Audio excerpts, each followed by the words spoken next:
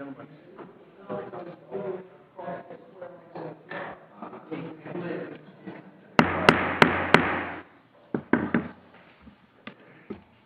calling to order the August 20th, 2020 Planning and Zoning Commission for the City of Sebastian. First item is Pledge of Allegiance. Would you please stand and repeat the Pledge of Allegiance with conviction, please? I pledge allegiance to the flag of the United States of America and to the republic for which it stands, one nation, under God, indivisible, with liberty and justice for all.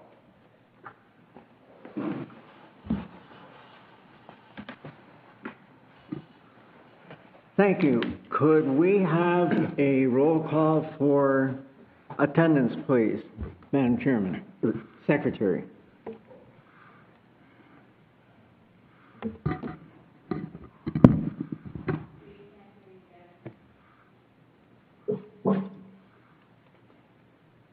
Is there a secretary on Zoom? Yes. Okay, we're ready for the roll call for attendance, please. Mr. Roth? Here. Mr. Simmons? Present. Ms. Cottenberg? Here. Mr. Carter? Present. Mr. Cristino? Present. Mr. Kizelbosch? Here. Mr. Hugen? Here. Thank you. Thank you. We do have a quorum. In the area of announcements, Commission Chairman Mr. Reyes and Mr. Alvarez are excused from the meeting tonight, and voting in their absence will be Mr. Cristino and also Mrs. Kaltenberg. The next item of business we have is approval of the minutes of two recent meetings, and just as a precaution, we'll handle them separately. The first would be for the approval of the minutes from our meeting on July 30th, 2020. The commissioners have had an opportunity to review those. They're in our packet. Any of the commissioners have any corrections or amendments to them? If not, we will entertain a motion for their approval. So moved. Okay, we have a motion for... I'll second. Okay. Excuse me, who seconded it? Carter. Mr. Carter. Thank you. Seconded it. Okay, all those in favor of approving the minutes as submitted? By aye? Aye. Aye. Opposed? Minutes are approved. Good job. Second set of minutes is for August 6th, 2020, Plan and Zoning Commission meeting. Again, have the commissioners have any comments or corrections to those minutes? Hearing none, we're ready for a motion for the approval then. Mr. Chairman, I'll make a motion that we accept the minutes as written for August 6, 2020. I'll second that. Motion by Mr. Carter, seconded by Mr. Hugen. All those in favor of approval as submitted? Aye. Aye. Aye. Opposed? By nay? None. Minutes are approved as submitted for both meetings. Our secretary is doing a great job. Thank you. Next item is quasi-judicial or public hearings. We have none on the agenda for tonight. The next item is called public input, and I just want to clarify that because this would be public input now for items that are not on the printed agenda. Time is limited to 5 minutes, and it could be extended if majority of the commission agrees. So this would be for public input on items not on the agenda. There will be time for citizen input following the review of the comprehensive plan elements for the coastal and conservation, parks, recreation, open space. So there will be time for citizen comment after that. So again, public input for those items not on the agenda tonight. It'd be for any of the citizens here present. Are there any citizens on Zoom who have comments on an item not on the agenda? There's no one on Zoom. Thank you. So we have no comments on any public input for items not on the agenda. New business. This is where it gets exciting. We're working on our comprehensive plan update, and this is really interesting. I've encouraged a couple of people to come tonight that were involved with the Parks Department. They're really interested. They may be signing in on Zoom later. We really have an opportunity to shape our city for the growth in the future.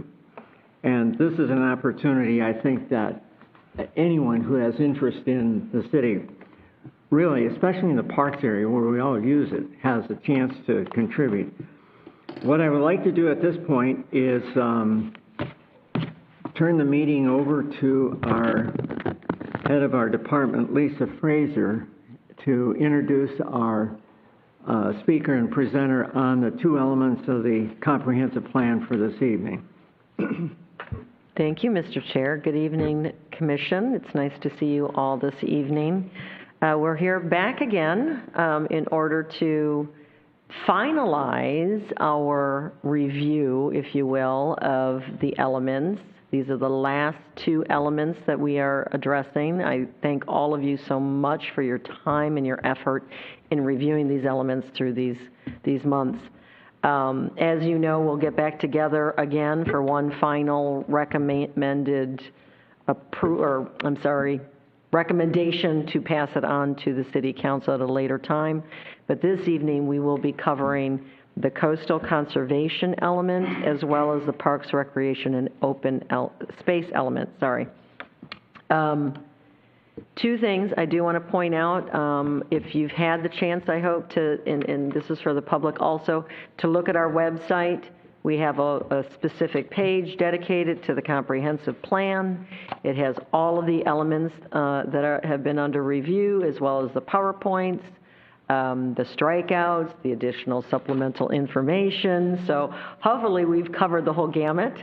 And again, the public has the opportunity from now until the final review from this commission to submit any comments to our department for potential inclusion into the comprehensive plan. Two items of note as we move into the conservation and coastal management element. You may have noted that the strike-through version, which I have over here, is completely struck out and then all brand new. If you recall, it was previously two elements, the coastal management element and the conservation element. The DEO is now accepting that element to be combined since there's a lot of overlap. So that's what we chose to do. There was a lot of reworking and rewriting, and it was just easier to strike it all and start fresh in those particular elements. So please understand that as you look at it. This evening, once again, we have Kelly Klepper with Kimley Horn and Associates, our continuing services consultants that have been helping us through this entire effort and will continue until we get it approved. So with that, with no further ado, take it away, Kelly.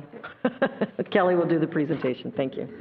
Good evening. As Lisa said, it's a pleasure to be back here tonight. I'm Kelly Klepper with Kimley Horn, and we are here, as she said, for our last two elements. Let me make sure I'm close enough to the mic because it didn't sound like it.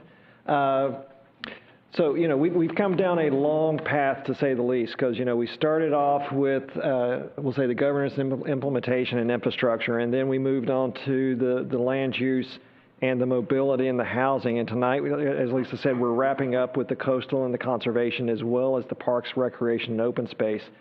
One of the things that you're going to see and we're going to make sure we kind of talk about is, the elements that we're doing, this entire comprehensive plan, it's comprehensive in nature for a reason. The elements stand on their own, but there is also an extreme amount of interrelatedness between the elements, and that's done for a reason, because they build off of each other. They grow off of each other. They support each other. So, when we're talking about is something consistent with the comprehensive plan, your staff is looking at it from a comprehensive approach. They're looking at it from a land use, a transportation, and an environmental component, and they're looking at all of those factors, not just one element. That's why, we've talked about a lot of these things kind of being related at the end of the day. So what is the coastal and conservation management element? And this is something that I will say was impressed upon us by Lisa, bless you, since day one. This is a priority of the city of Sebastian.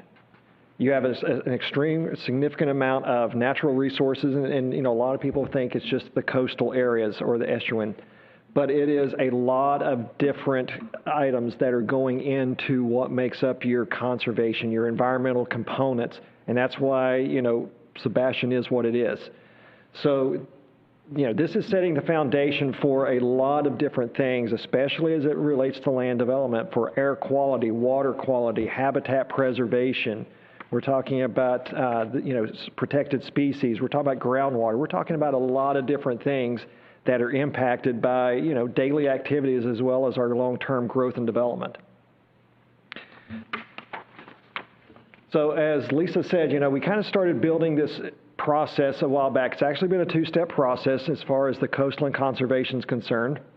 As you recall, back in 2019, we started off, thankfully, with the help of a grant through DEO, to update and prepare a coastal resiliency study for the city. That was then, in turn, utilized to build off and update the cities, those portions of the city's coastal environmental elements of the comprehensive plan. So that was phase one. Phase two basically completes the rest of that element, and that's where we're physically combining the conservation, the coastal, and expanding and reinvigorating those portions of the element. So we started off in 2019, and we're finishing off in 2020.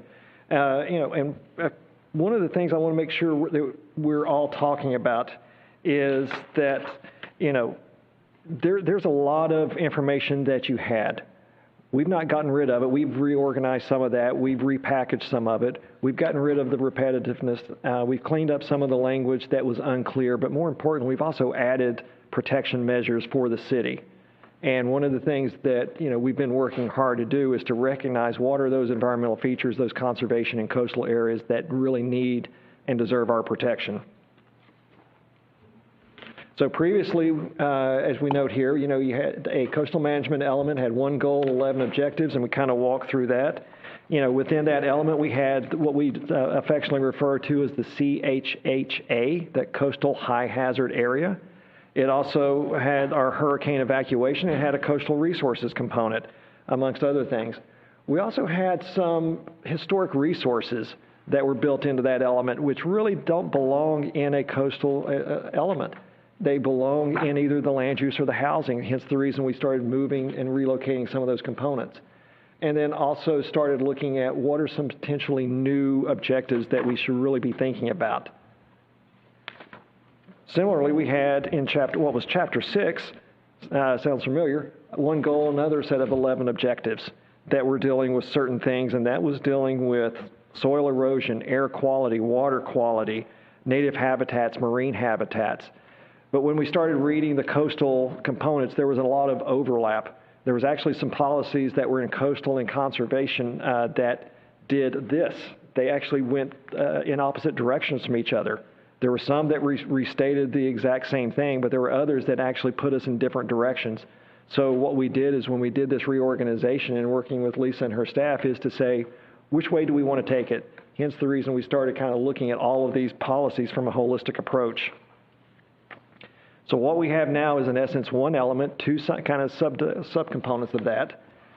So two goals, one each for the conservation, one for the coastal, and then the 15 objectives. So we went from 22 objectives down to the 15.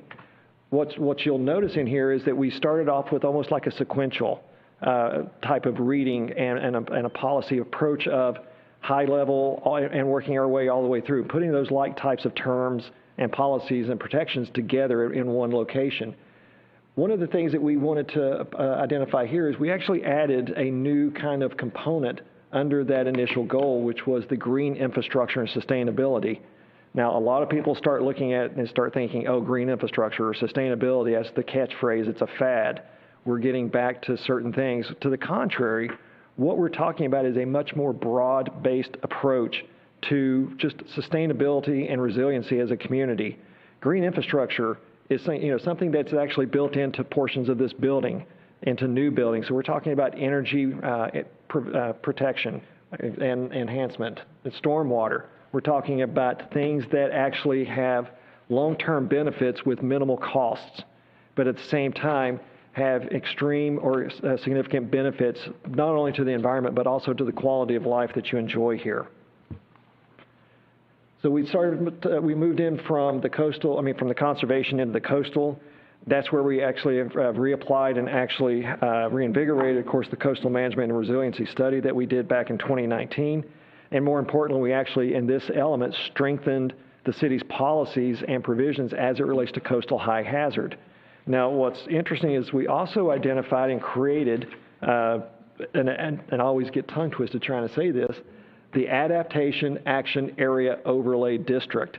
And basically what that is it's a new overlay in a new area where we're trying to truly protect and enhance the city's coastal environments to minimize the effects of sea level rise, of coastal flooding, and all of that. So we're actually talking about adaptation.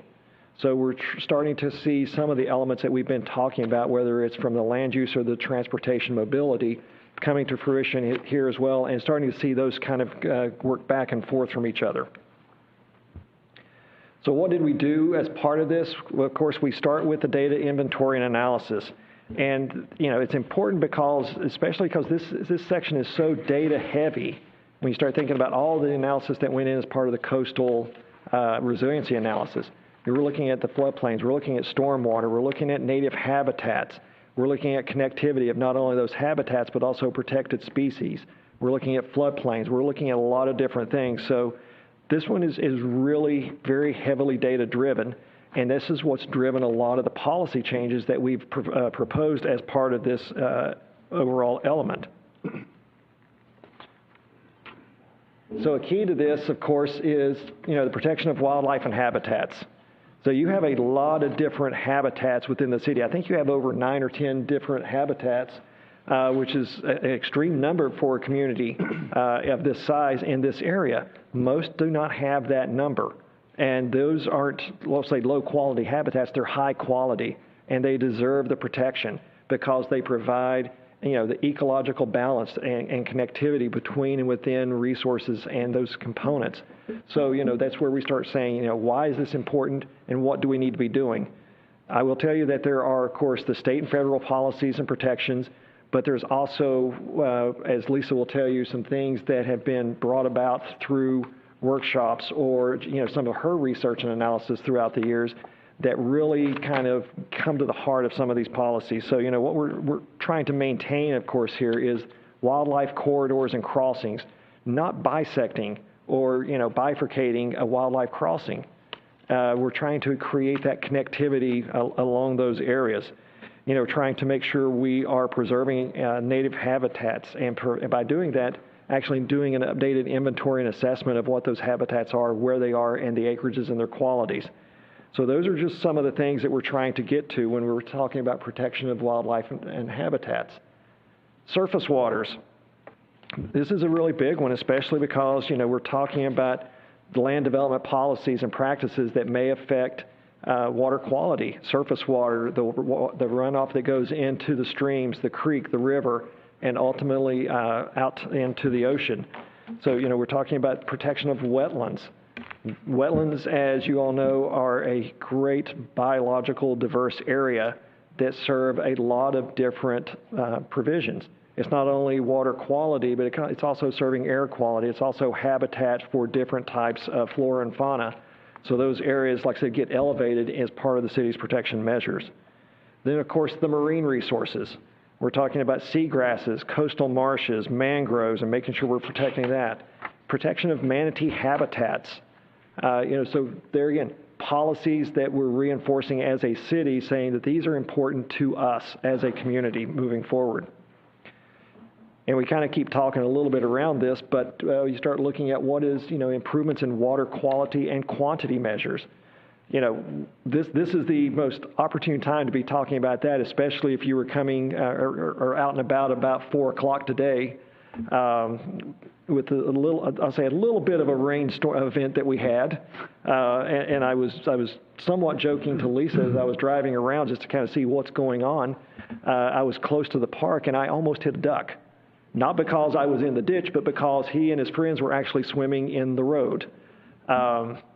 So you start thinking, well, okay, so that's a water quantity related issue, but what's happening to the quality in which those ducks were swimming in? What happens is that runoff is continuing through the system to get out into, the river and out to the ocean at that point. So Did you make note of that area so that we can follow up? I was noting a couple different areas at that point. How'd you guess? I was actually on the phone with a friend of mine. I said, "There's nothing easy about this easy street," and he joked. But yeah, I dropped my phone at that point. It's like, "Hey, I gotta hop. I almost hit a duck." And he's like, "Where are you driving?" And I said, "I'm in the street." He's a big duck too. He probably done some damage. So getting back to this. Water quality and quantity measures. We're talking about low impact development components and provisions that we're advocating as part of the plan that will get incorporated, of course, into your land development code. We've got policies in there that will hopefully reduce the contamination of the stormwater and start to clean the water up as it's exiting sites. And then something that's very important, especially with the amount of habitats and environmental areas we have here in this area, is support and continuation of the septic to sewer program. Getting rid of those septic tanks in lieu of municipal sanitary sewer. That's a critical component as we're going through all of this. Protecting air quality. So it's not only about the water, the ground, but it's also about the air we breathe. So we're talking about the promotion and protection of trees and the function that they provide. We're promoting walking, biking, transit, and alternative modes of transportation. And if you remember when we were talking transportation and mobility the last time, we were talking about a lot of those things. So there again, you're starting to see some of those ties back to other elements. We want to make sure we have provisions in there regarding soil erosion so that somebody, as development occurs, it's not just the mass grading that we all used to see and the silt and the dirt running into the streets or into the ditches or into our streams and, reducing that volume, but, minimizing and reducing and protecting those areas.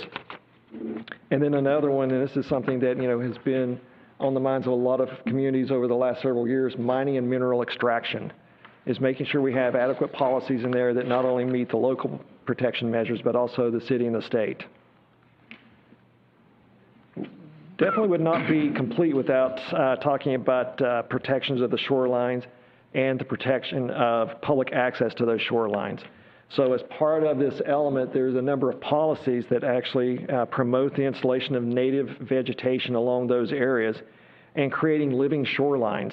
All too often we either turn our backs on the shorelines or we do things that can damage it. So what we're saying is, provide that biodiversity, create those living shorelines that can, bring back the fisheries, bring back the mangroves and the habitats and the wading birds and everything else, and make that part of the environmental components that we have.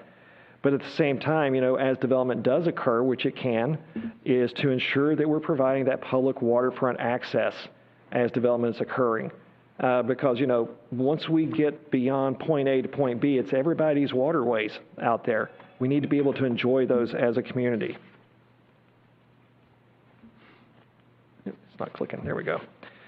Green infrastructure and sustainability. There again, we're not talking about anything draconian. We're not talking about LEED certification on everything. But what we are saying is, there is green infrastructure that's in the city right now. And it's not only in the hardscape as far as the building materials, but it's also in the softscape. It's in those landscape components. It's those low impact development. It's the best management practices.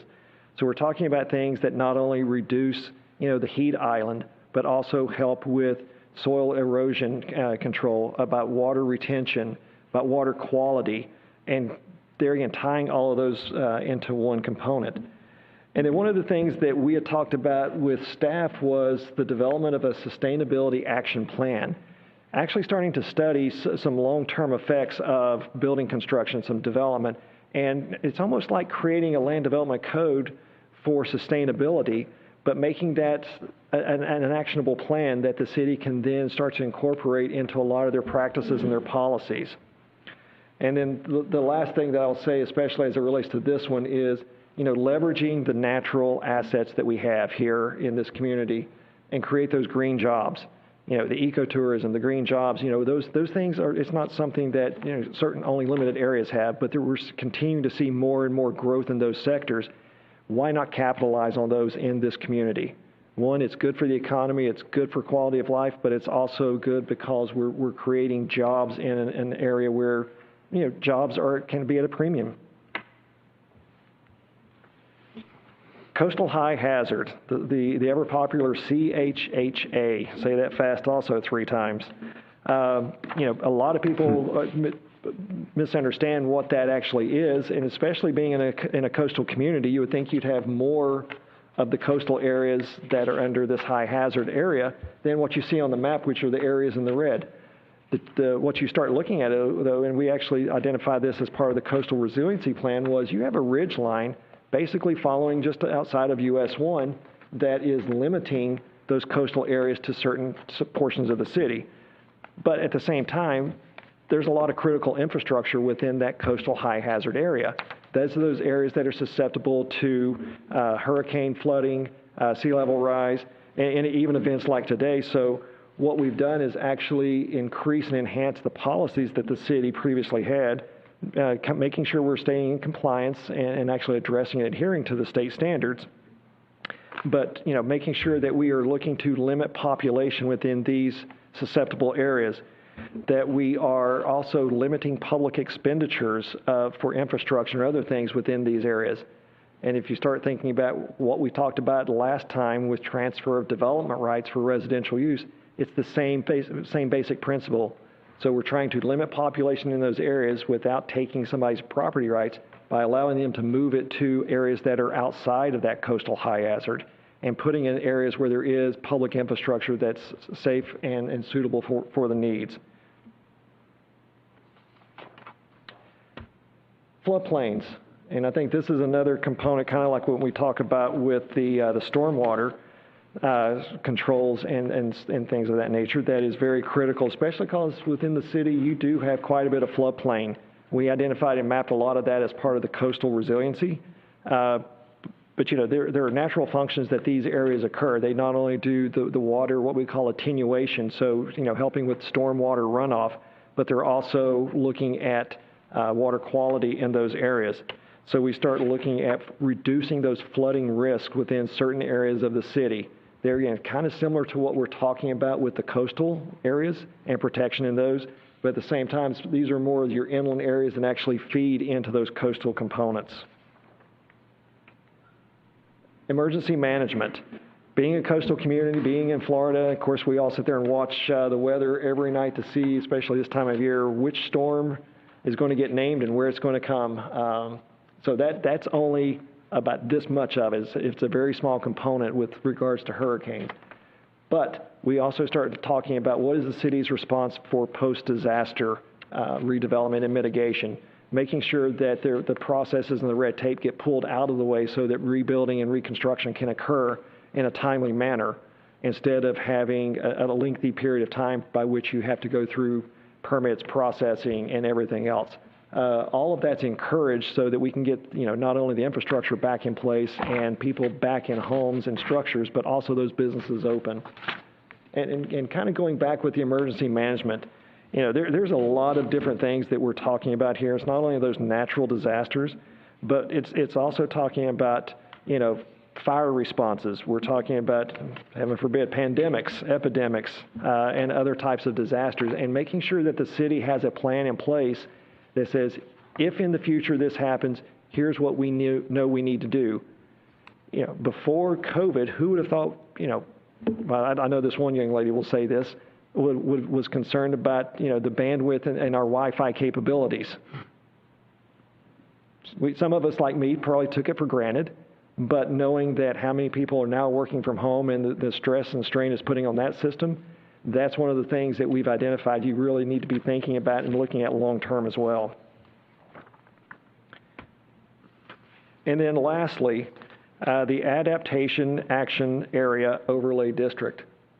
You know, there again, we're kind of consolidating those areas where we're talking about the flood-prone areas, the coastal high hazard, the sea level rise, and trying to just put some more teeth and some more options into not only the plan, but also giving the way for the city's land development code to create areas and incentives for transfer of development rights, for the hardening of certain structures, for, you know, looking at some of the expenditures that we do of public funds within those areas.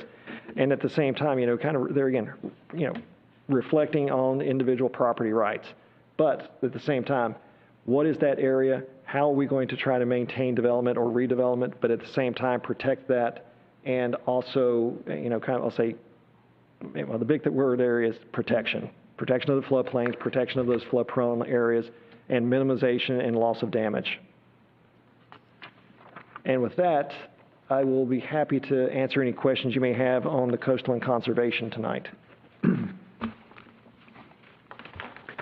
First, do any of the commissioners, let's start with Mr. Quizabos. I forgot to mention to those viewing on TV that we're spaced out appropriately for social distancing, and because of that, our commission members, we have two of them seated at the floor facing us, so you may see the back of their heads, but I'd like to bring them into the meeting as well. Do you have any questions, Mr. Quizabos? No, just for my knowledge purpose, this package is just showing the goals and objective and definition of certain things and certain policies. And element shows that we have to protect the natural resources, water, air quality, and wetland, etc. So when some project comes, some developer bring a big project, who will determine about these policies? Who will be in charge for doing that thing? For as far as the environmental concern, that's a DEP do that thing, and the stormwater and other quality will just St. John will do it. But what are the other elements? Who will review it? Who will finalize it? And who will approve it? So a couple of things, if I could, Lisa. Let me start and you can add on to it. Excuse me, but this package is just a definition. It doesn't say anything how we're going to determine those things. Well, a lot of what you're, Yeah. no, and that's what I was going to say. A lot of this happens within your land development code because the land development code implements your comprehensive plan. So those specific, we'll say, provisions and parameters for stormwater attenuation as far as the rates and things like that, that is all controlled within your land development code. Mm-hmm. So you've got to have, the code has to be based on the policies. The policies are based on the data and the analysis that we've done. So you have this kind of trickle-down effect so that when staff gets that application, Lisa, you know, the city engineer, they're looking at it from the comp plan level as well as the land development code level. And then they're also then coordinating with DEP, with, you know, Indian River County or whoever at that point. Okay. That's it. Good, Mr. Quizabos? I mean, I could give you want me to give you an example? It's not 100% clear what my question is there. There's so many elements here in this package, okay? And stormwater, I'm familiar who's going to control it. Environmental issue there, DEP, and a couple other departments will do it. The rest of the item, air quality, who's going to be in charge for that thing? Who say, okay, this doesn't meet the air quality. And then how we preserve the coastal resources and all the natural resources, all of the elements. So city planning department will determine that thing. Are you going to hire some engineer to review it? How are we going to do that? Well, it all depends on the project. I'll give you a really good example. We have a project currently in-house that is along the shoreline, and our current comprehensive plan and the update in front of you prohibits hardening of the shoreline unless you're trying to protect, you know, a building, or if there's, you know, really high erosion problems for your asset, correct?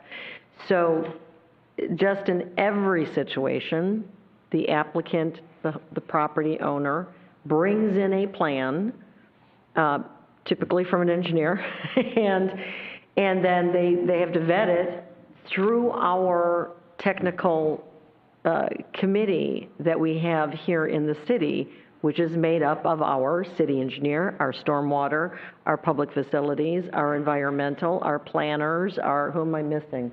All of our departments, then our building department, our fire department, and then of course it gets sent off to the county. So the same system is always in place for all of these items. And if they bring in a plan that's, showing a vinyl seawall that's not allowed, we will catch that, obviously, and say, no, that's not allowed per our comprehensive plan. But in addition, you need to make sure that you get a permit with either the Corps or the DEP, whoever is interchangeable at that point, allowing you to build within the Indian River Lagoon. So the natural resources, whenever you go for a St. John's permit, it of course depends on your amount of your impacts, but they typically require some type of natural resource assessment be performed on a piece of property. So do we. So we look for that natural resource assessment on a piece of property. What's there, what trees are there, what kind of habitat. We go out there, we make sure there's no gopher tortoise or scrub jays flying around. So it's the same process as is handled today. We're just, what Kelly said is correct, that the comprehensive plan puts it in writing what our values are. These are our values. These are the things we want to protect. And then the land development code will actually make that happen. So if there's things in here that you're not comfortable with, this is the time to tell us, that you'd like things to be changed. A lot of the policies are the same, as you probably have recognized that a lot of the policies are the same because this community has expressed that this is still their value. They don't want the shorelines hardened. When this element was 1999, correct? Since 1999, we've obviously come a long way in different engineering strategies to protect our shoreline without hardening it.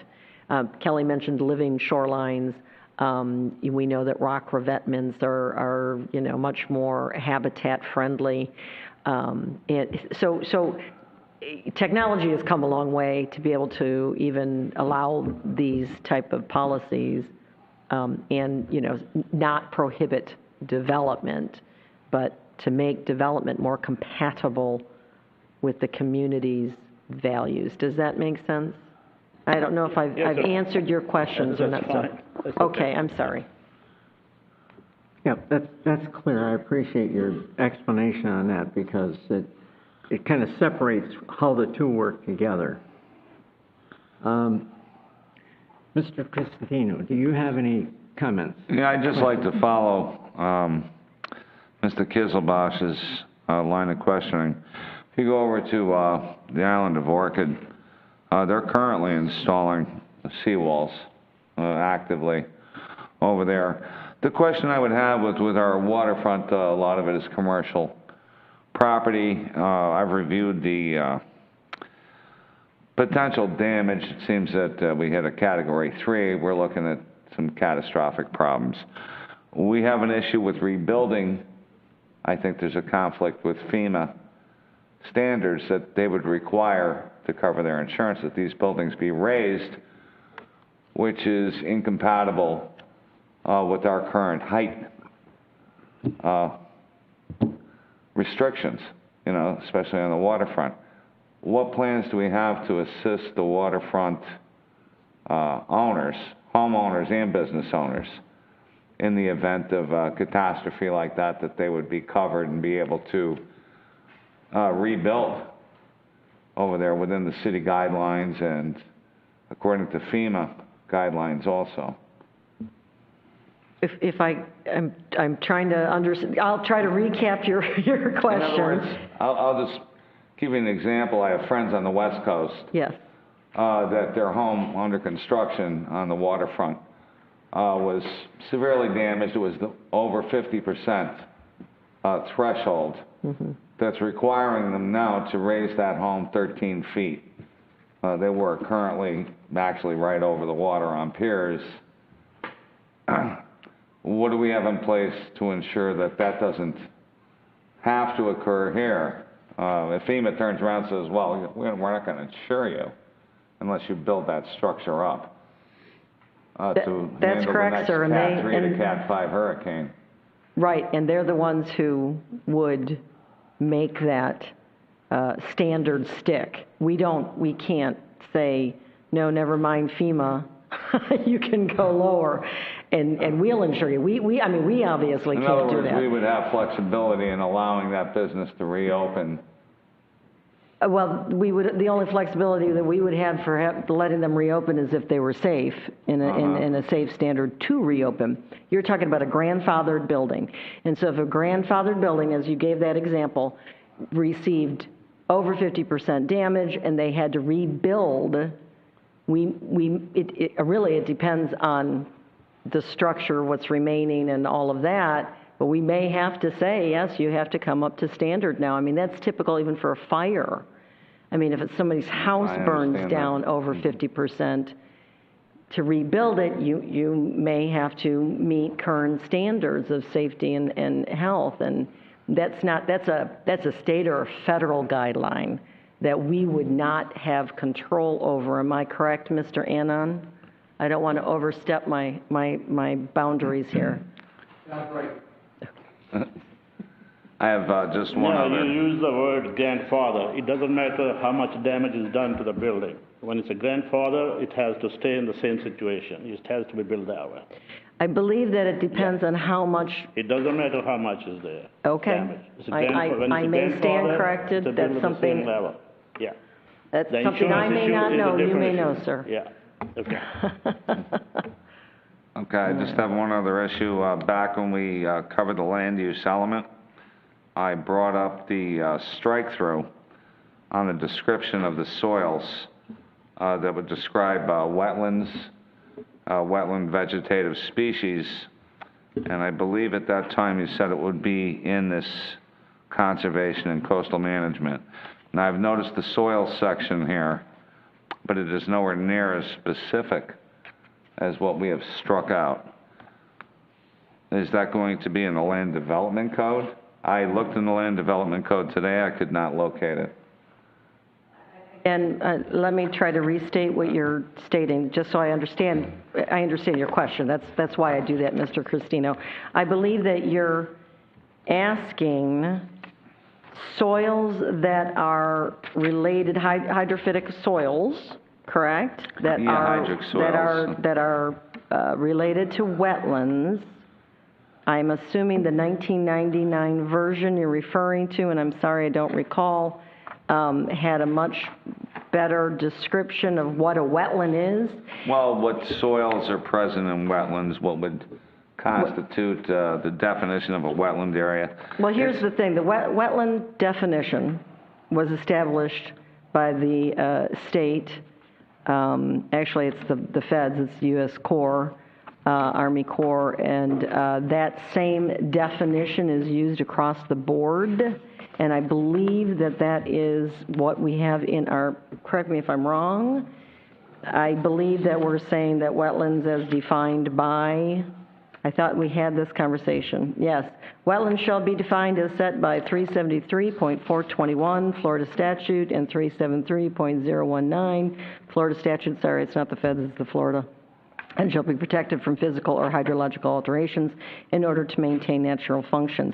So again, going back to even what Mr. Kuzabash was asking, wetlands, when somebody comes into a piece of property, and we know that there's wetlands there, you can see it on an aerial, we are very familiar, the applicant has to flag it, survey it, define it, go to St. John's or the DEP and make sure that they're not impacting it, or if they are impacting it, that they are mitigating for it. That's not something that we regulate at the city level. That is something that is done at the state level.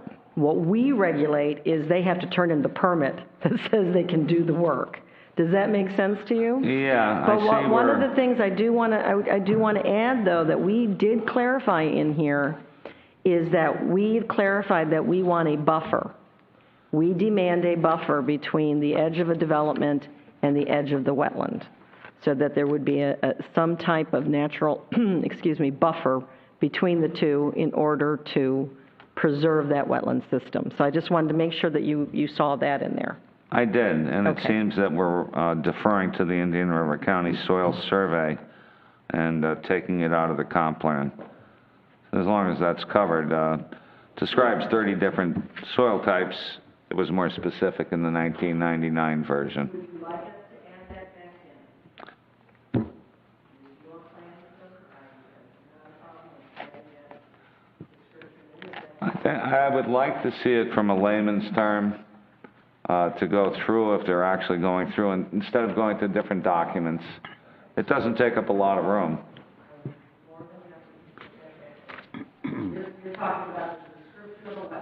I will, I could read it to you.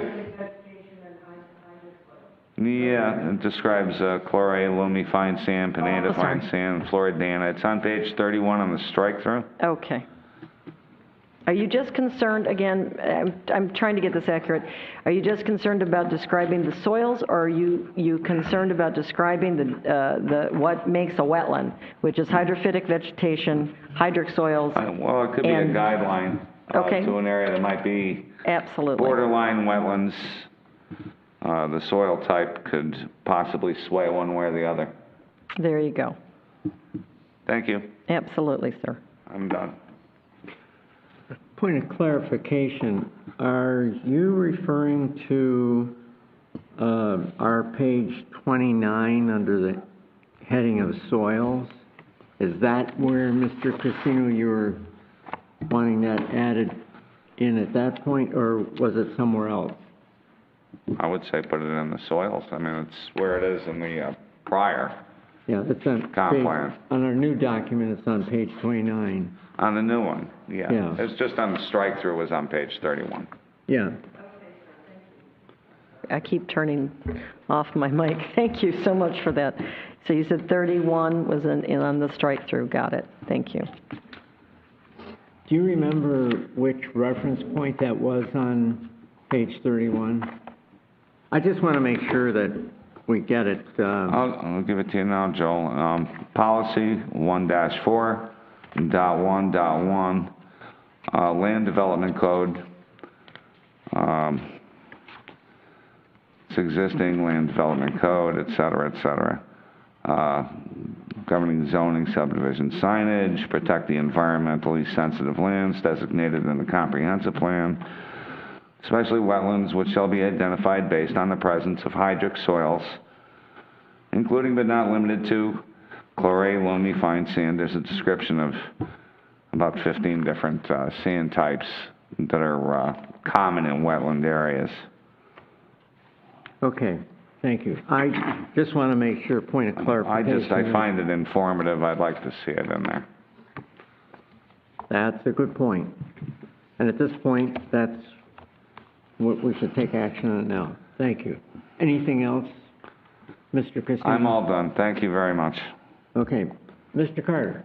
Yes, just a general comment on the septic to sewer that was mentioned, which I really appreciate that again. I think that's very important for our future. As I recall, though, in the earlier element, wasn't that also addressed?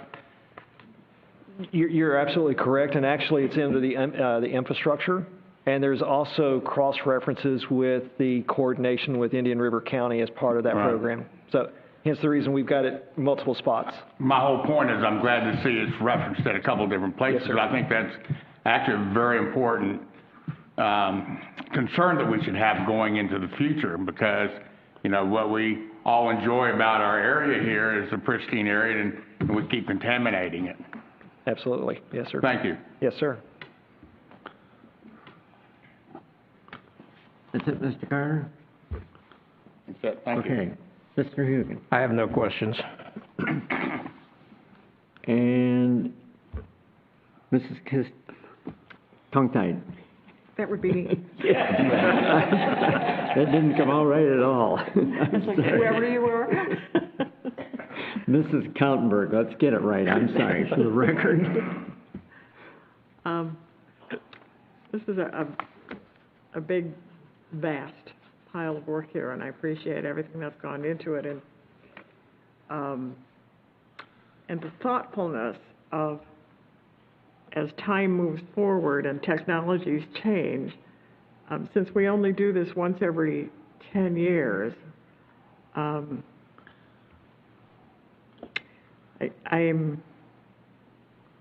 technology is moving so fast right now in some areas that it's almost scary to me to put something down in writing that could be completely out of date next month. And a property owner comes along and says, yes, I understand why that was there, but this technology solves that problem.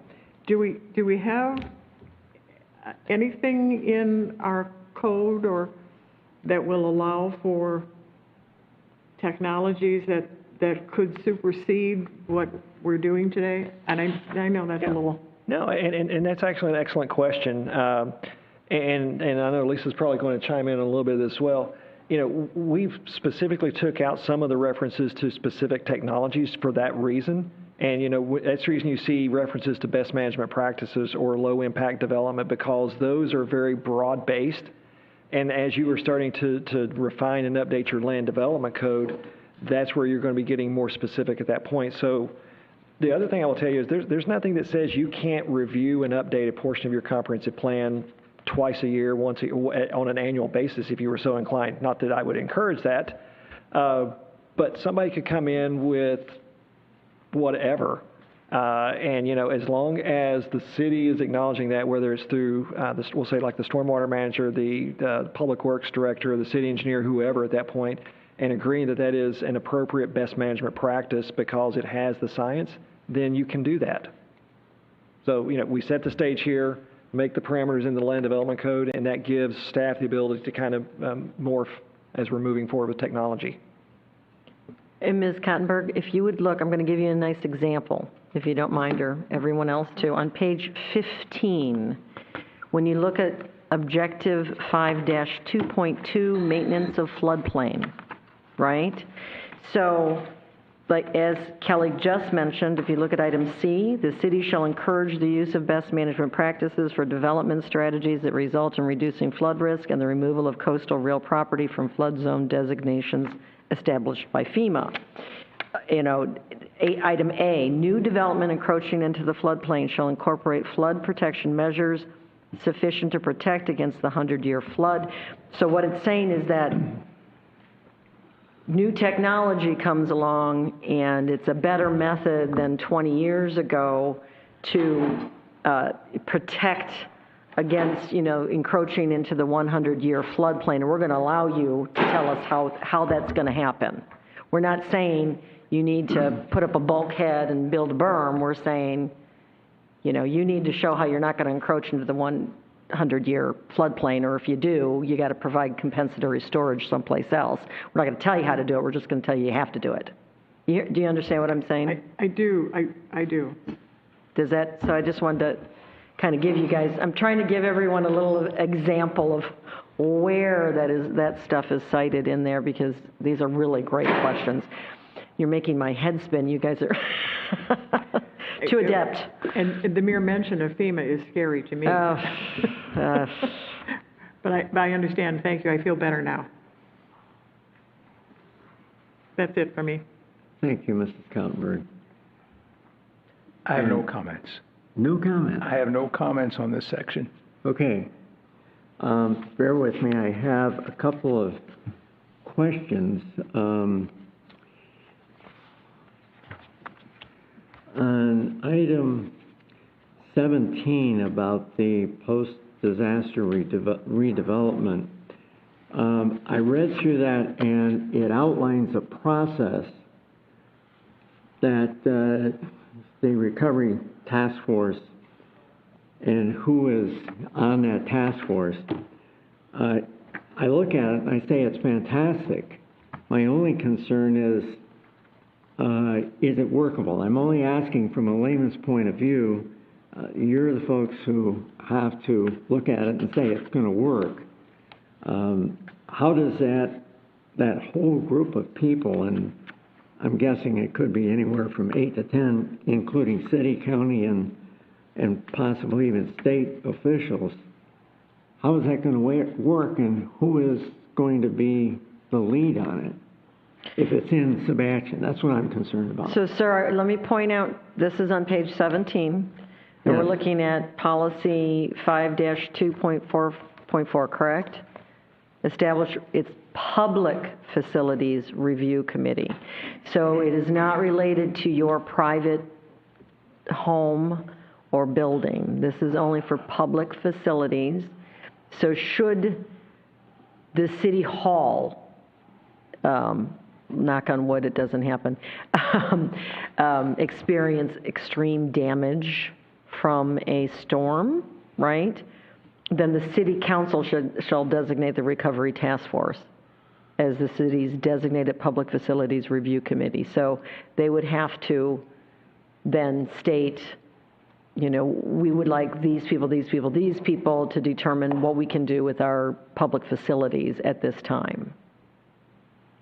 But I was looking at the overall point of 5-2.4.1, not the more detailed one, but it looked to me like a good idea.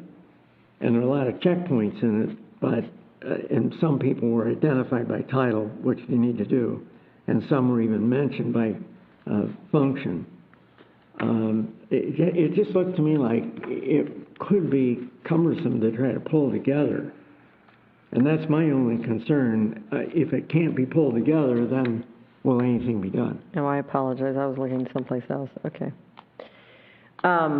I hear what you're saying, and again, I apologize if I'm not as overly familiar with the emergency management plan as I probably should be in order to quote it. But we do have an emergency management plan in place in the city, and as well as, you know, coordinate it with the county. And I want to say that this is already happening. We've just kind of formalized the definition because, of course, as soon as a disaster hits, the city manager, the public works, the building department, whoever is designated to be the essential folks on the ground, of course, the PD, they go around and assess the city to make sure that this road isn't underwater or that, well, we don't check the bridges, but you know what I'm saying. You know, they'll go around and, oh, there's a tree that's down, let's get our public works people out there and cut it up and get it out of the roadway. So that's already happening. This is just kind of formalizing and giving it a name. But if we're uncomfortable with that. No, I wasn't. It just looked to me like it was rather large. But if it's happening and this is just summarizing and putting on into the form, into the document, that's great. But I'm going to go back and make sure that this is not conflicting with our emergency management plan.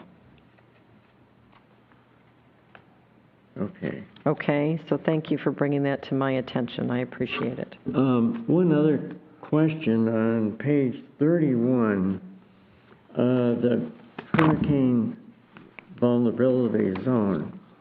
And this is only because I live where I do. The terminology in here listed as mobile home residences, and that's not interchangeable with manufactured home. They are two different styles of housing. And I know that the state likes to not acknowledge that because they collect annual fees. But I'm just saying from a point of view, should manufactured home be listed here as well as mobile home? It's a question. On page 31, the last point on the bottom of the page.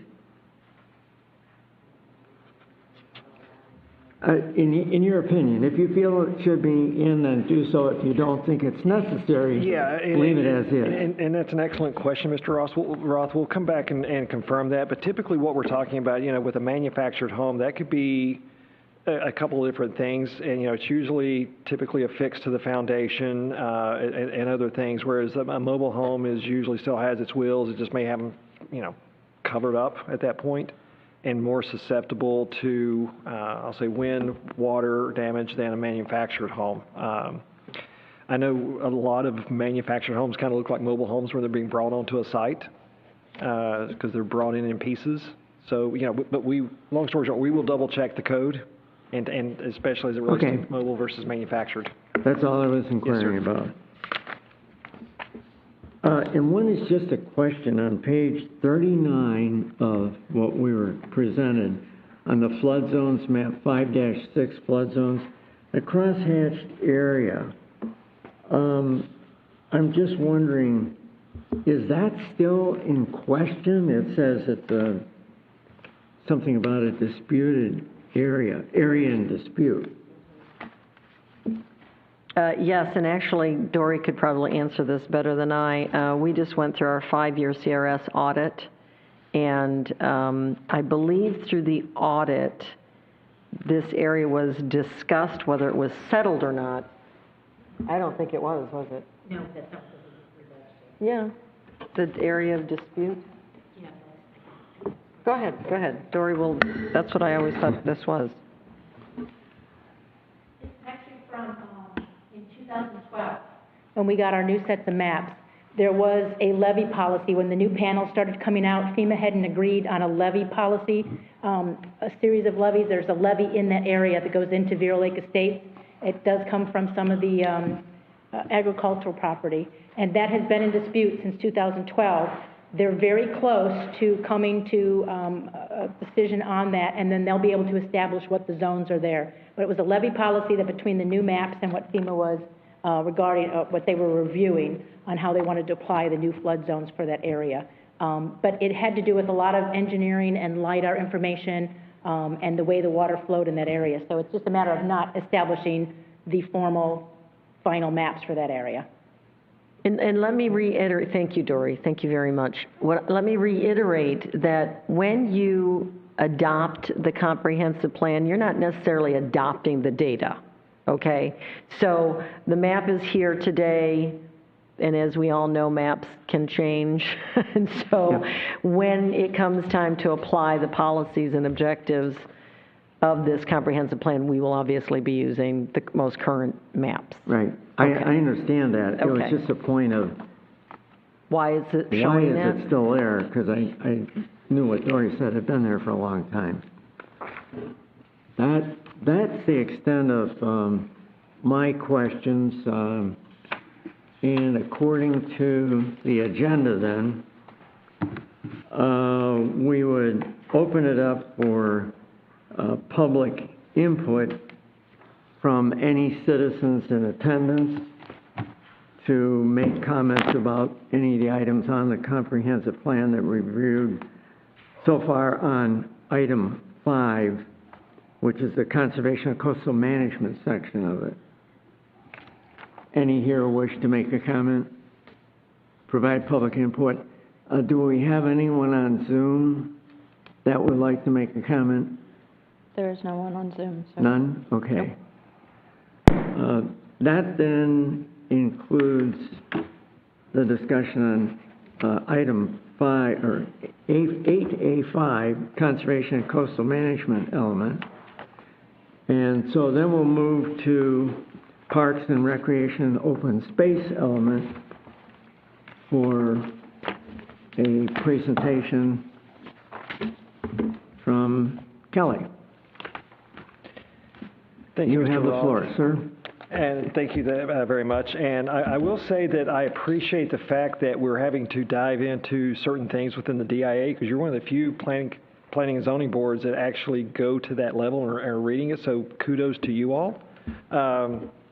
Definitely making sure that the data and the information that's out there you understand, which is critical as part of this. A lot of folks will just a lot of people will stop at the goal and objective, and they half the time won't read the policy.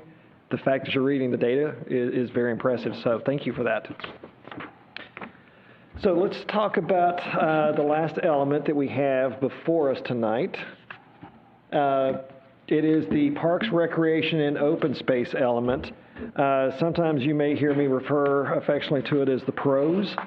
or just Parks and Rec, but just please remember I'm actually talking about parks, recreation, and open spaces. And there's a big differentiation why I want to make sure and do the emphasis on open spaces because, what a lot of individuals think about when they hear this element is sports fields or tennis courts.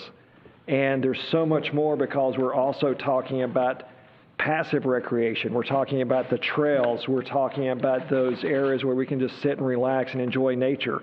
And if you think about what we were just talking about with the coastal and conservation, we're talking about some of those same areas. And now how do they rely and relate to this component and also to the mobility component?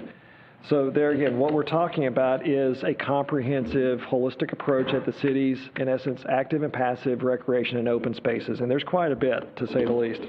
Now, one thing I do need to point out at this point, Lisa, unfortunately, is here so she can shake her head.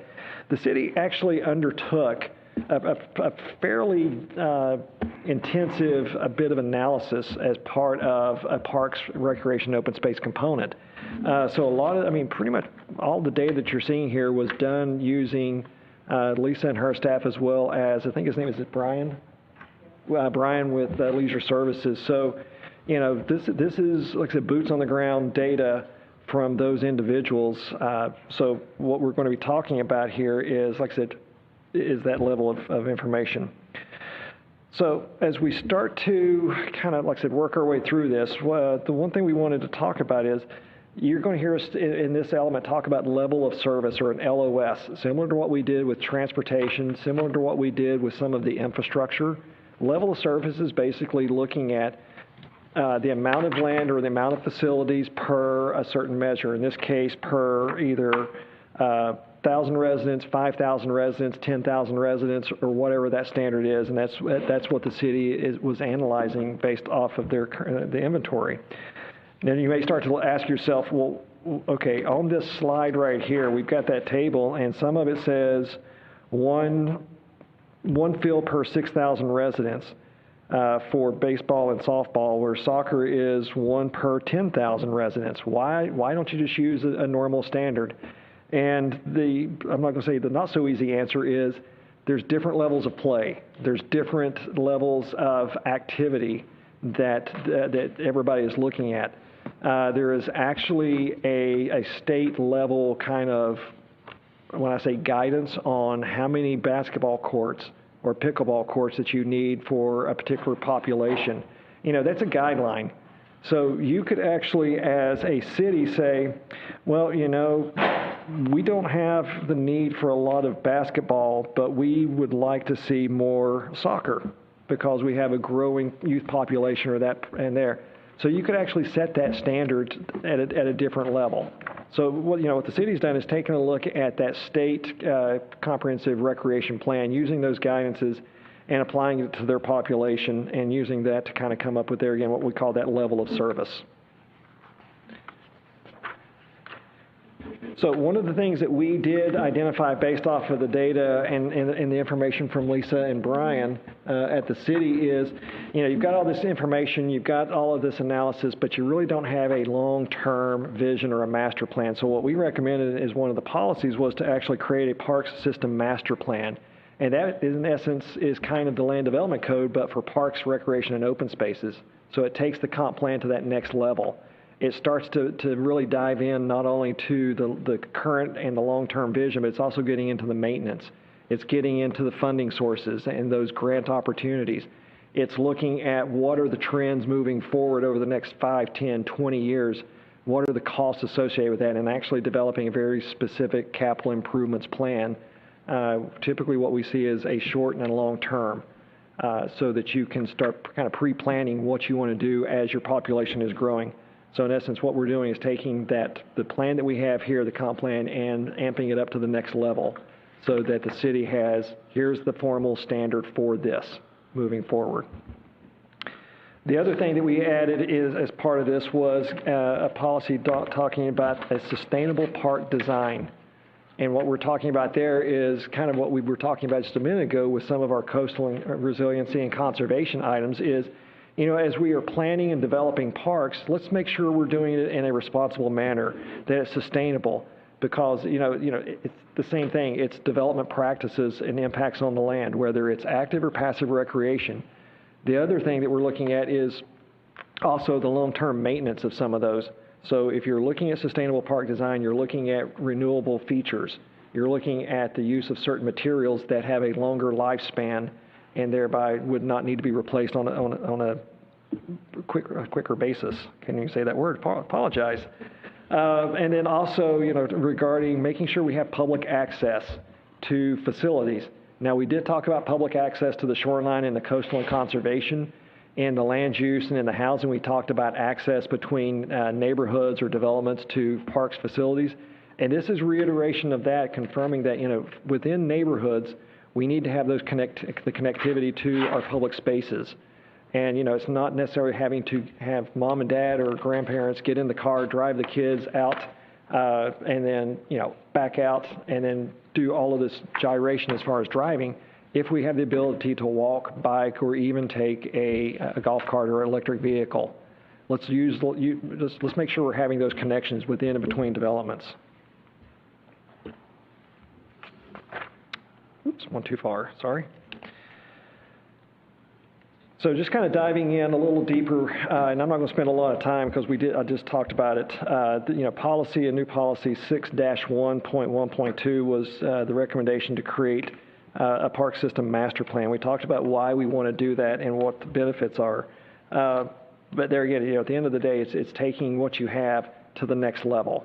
You've got a lot of great resources. Capitalize on that. We've worked with a lot of communities that have been going through this process over the last couple of years because of the aging infrastructure. It's not just bridges and roads and sidewalks that's aging, it's also our parks facilities. So they want to have a plan in place that actually is looking at what do they want to do over the next 10 years. What types of facilities are we really needing to think about?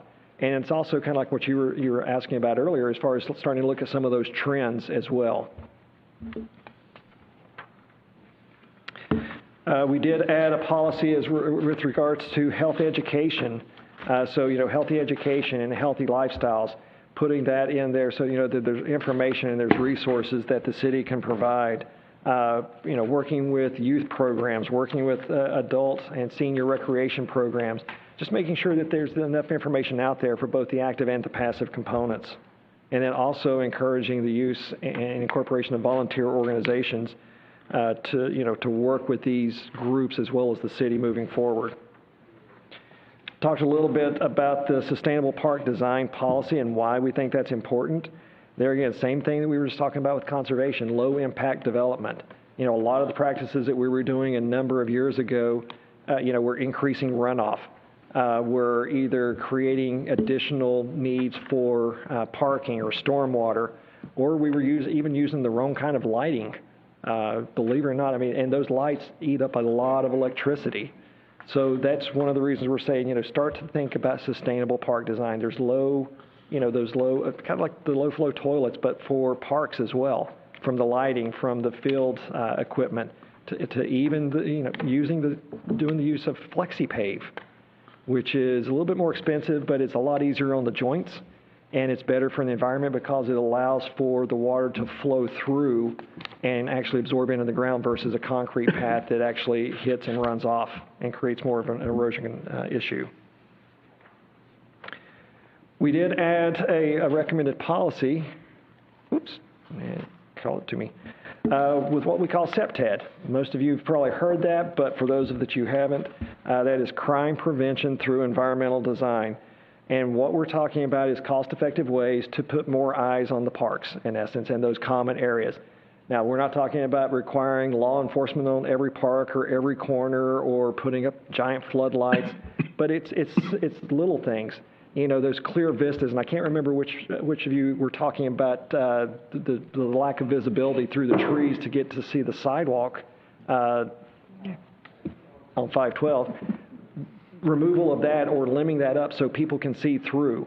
Making sure that if we do have lights that they're operating and they're in the right locations. So it's making sure that as we're designing these parks that we're looking at it from that aspect. So it's just like anything else. Eyes on the ground, eyes on the street, looking and making sure that it's a safe environment for all of our residents. We did talk, and this is something that came up through a lot of our discussions and talking with staff about the potential for a land acquisition program. Now, we understand that resources can be scarce, but, you know, the city has the ability to start identifying lands that are worthy of protection, and whether it's public or private, or a public-private partnership, a P3, but something in there that says that the city's going to be taking a look at those lands that, you know, kind of are deemed to be necessary from an environmental component or connectivity component, and, you know, look at acquiring those lands, whether it's through easements or outright purchases, but putting something in place that gives the city the ability to start looking forward. Now, a lot of communities have this in place. They start looking at, you know, how are they funding that and the long-term maintenance, and there's a lot of different mechanisms that are out there that, you know, the city could kind of take a look at and use as a model. But the first and foremost thing is to put something in the comprehensive plan that says, we want to start looking at some of these areas. And as the city is continuing to grow and develop, you're growing and developing on greenfield, and of course, we talked about this last time, you don't have a lot of vacant lands left. And annexation may not always be an option. Was that an option? So that's where it starts to become even more critical, especially as population grows. We need more areas for those active and passive recreation components.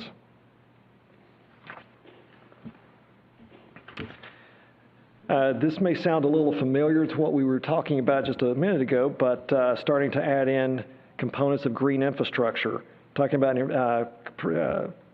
making sure that as we are developing recreational areas in and around environmentally sensitive areas, that we are ensuring that we're not damaging the environment with those facilities. And that kind of goes back to some of the, you know, the land clearing practices, removal of the invasive species, so that, you know, the natural environment can actually do what it's supposed to without us impacting it unnecessarily. So that is a new policy that we've added within this element.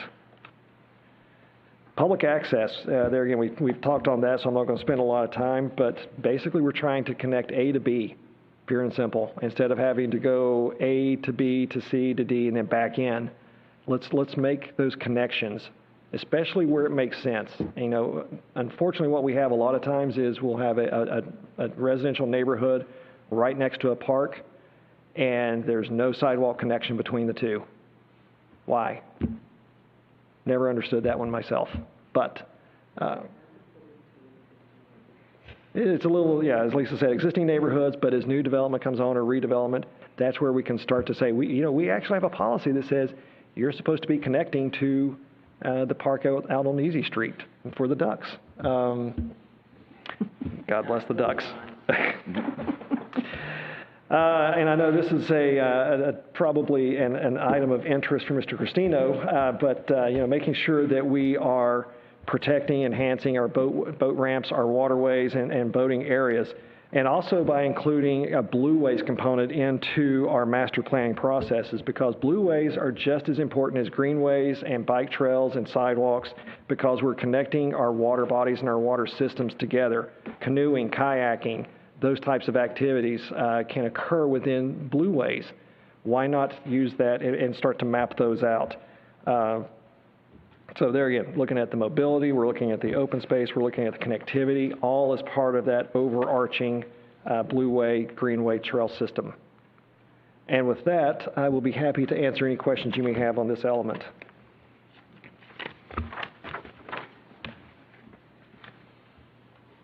Commissioners, do you have any questions? Let's start on this side with Mr. Simmons first, if you would. Do you have any questions? I do have a couple questions. Or comments?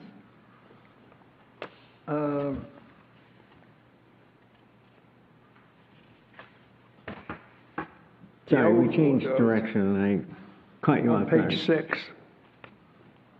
6-1, 1.19.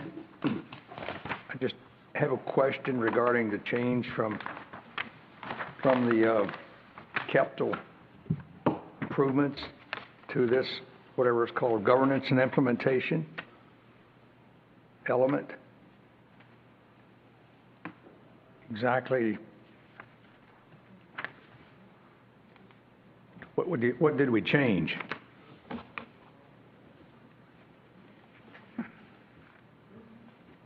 Or maybe what is the governance and implementation?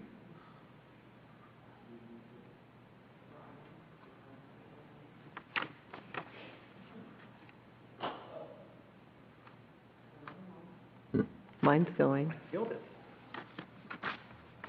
Yeah.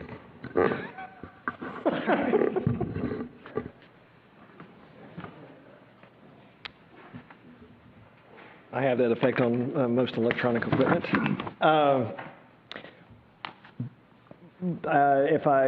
You said 6-1.1.19? Correct. So, yeah, that was an item that I believe Brian had actually requested, and when we were doing our discussions, to ensure that any parks projects over a certain amount are making it in the capital improvements plan, so that we're actually tracking that from a fiscal component. Was that your question, Mr. Simmons? Yes. Okay. And I have one other one. Yes, sir. It's on excess. On the old crossout, it was on page 6. It was 7-1.4. Was that actually replaced verbatim, or was it just left off? It was the city shall preserve access to the Indian River Lagoon, the river, St. Sebastian River, and the tributaries. So, but If you'll bear with us for 1 second, Mr. Simmons. Oh, Dory's got it. Oh.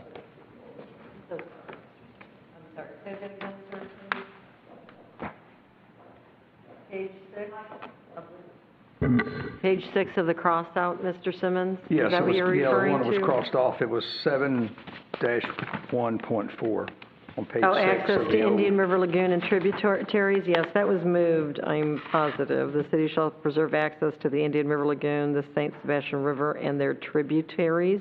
I believe those kind of accesses either in the land development regulations or it's part of the coastal, I would venture a guess, because I remember that moving. But, sir, I will make sure that we find it for you. How's that? And get back with you on that. Because I'm sorry, Mr. Simmons, I'm trying to share a mic now. If I'm asking the question correctly, Mr. Simmons, you want to verify that this language is still somewhere in the comprehensive plan. Is that what I'm? Correct. Correct. Is that what I'm hearing from you? So I was just asking, why was it marked out and I couldn't see a replacement for that? That's Correct. all. And I believe that because we have so many access-related policies, either in the land use, I know that's there, and the conservation coastal, it's there. So I believe it was removed out of the parks, but I'm almost positive I read it somewhere in the parks too. So what I'm stating is that I know this language is in the comprehensive plan. I will verify for you Okay. where it is. Because Okay. I think what I'm hearing from you is that you want to make sure this language is in the comp plan. Is that correct? Yes, ma'am. Okay. Thank you. Yeah, and Mr. Simmons, what I'll do is, one of the things that we told Lisa we were doing as part of this is creating a tracking spreadsheet. So, and I think we even talked about that a little bit last time, of every existing policy that you have and where its disposition is, so that we can provide that to the state land planning agency at the same time. Since we are striking everything out in whole and creating a new one, we didn't want to give the perception that, oh, yeah, everything that was good is gone. No, it may just be a different number or different spots. So I'll make sure Lisa has, one, we'll double check the location, and two, we'll make sure that is reflected in that matrix as well. Okay, thank you. That's it. Mrs. Kaltenbrunn. Thank you. This is really, really good. I have wanted a master plan for parks for about 20 years. And they've had these in other places for 100 years. So I'm really glad to see the development of this. I do have I have a friend who is handicapped. I'm sorry? I have a friend who is handicapped. She has found that although we have provisions, and I'm looking at page 9 policies 6-1.4.5 and 6-1.4.7, she has found that oftentimes, although we have made provisions for handicapped people, they're not really accessible. For instance, she would love to sit in a bench and look out over the water, but she can't get her wheelchair to the bench. The bench is there, but the wheelchair won't go through the sand. I think we need to put a little more thought into that, and I don't know exactly how to go about that, but perhaps the Parks and Rec committees could come up with some of those. It's just something that she brought up to me. It's like, we have such beautiful parks and I can't use them. In looking, let's see, just a little suggestion, and it may be there and I didn't have time to check it. Policy 6-1.5.6, citizen outreach. I would suggest that online we have a facilities map of all of the parks, what might be available in any particular park and where it's located, so that the public who might have a child who moves here and might have a child who wants to play softball or volleyball would be able to find where those facilities are real quickly online. Everybody wants to do everything online now. Right, and thank you for that. If you look at our website, we have the Treasure Coast Regional Planning Council had put an interactive map on our website. Well, actually, it was a link to theirs. I think it's now on ours. Am I correct? Are we still linked? It's still being served over there? We got to get it onto ours. Yeah. But regardless, the link is there. You click it, and then it'll be neighborhood maps is one layer, and then if you click on that neighborhood park, like Easy Street, it'll tell you all the little facilities that are located at that park, whether there's a playground, whether there's ducks, whether there's a walking path, if there's parking, and on and on. So there's like 3 or 4 different maps that are what I want to say, you're able to go to them from our website. The link is there. It's still being hosted by Treasure Coast Regional Planning Council. We're still trying to get our website completed, so bear with us. But there's the neighborhood maps, the community maps, or parks, I'm sorry, and then the other facilities, and there's another one, maybe the preservation areas. And again, if you click on it, it'll show you what's on there. What we've also done, and it should be on our website because it's a static map, is we updated the Pelican Paths map. If you remember that old map, and it's charming because it shows how everything's connected and where all of the parks are with little icons, again, showing whether there's picnic tables or playgrounds or whatever. So we're trying, Mrs. Cottenberg. I know it's daunting, and it's, but these are quality of life issues that it's important to people. Absolutely, yeah. Absolutely. I noticed in looking at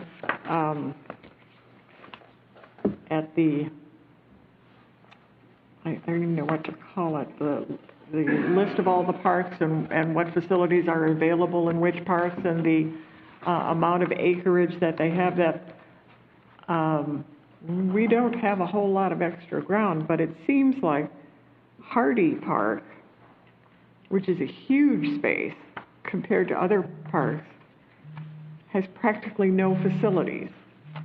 And they have a little playground and a walking trail and a bathroom. That's about it. So maybe we need to look at putting, instead of, I don't know how I'm saying this,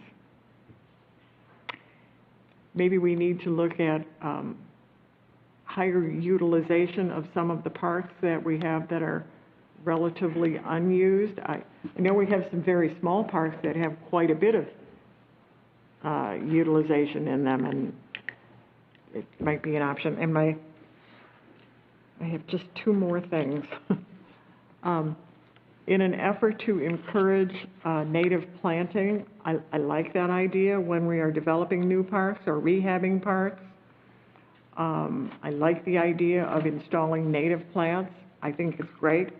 I would really like to see nameplates so that people know what the plant is they're looking for, because sometimes we could go a long way in encouraging people to do native planting on their own properties too. If they see plants that look attractive in a park, and it's like, oh, if I knew what that was, I would put that in my yard. I think that might be helpful. And the last thing I have is, currently, we have impact fees for every building that are dedicated toward parks and recreation. And I'm just wondering if we might not rethink that in a certain way that, and I don't know exactly how we might do this, but perhaps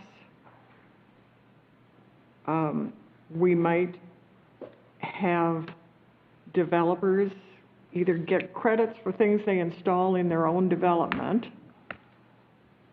which takes the load off the city, or perhaps encourage them, rather than using their own ground, to upgrade current parks that we already have. Just a thought. Just a thought, because that's the way my mind works. And you're so way ahead of everybody all the time. We already have, as you know, our recreational impact fee, which for every new house that is built in the city, that new house needs to pay into the recreational impact fee, correct?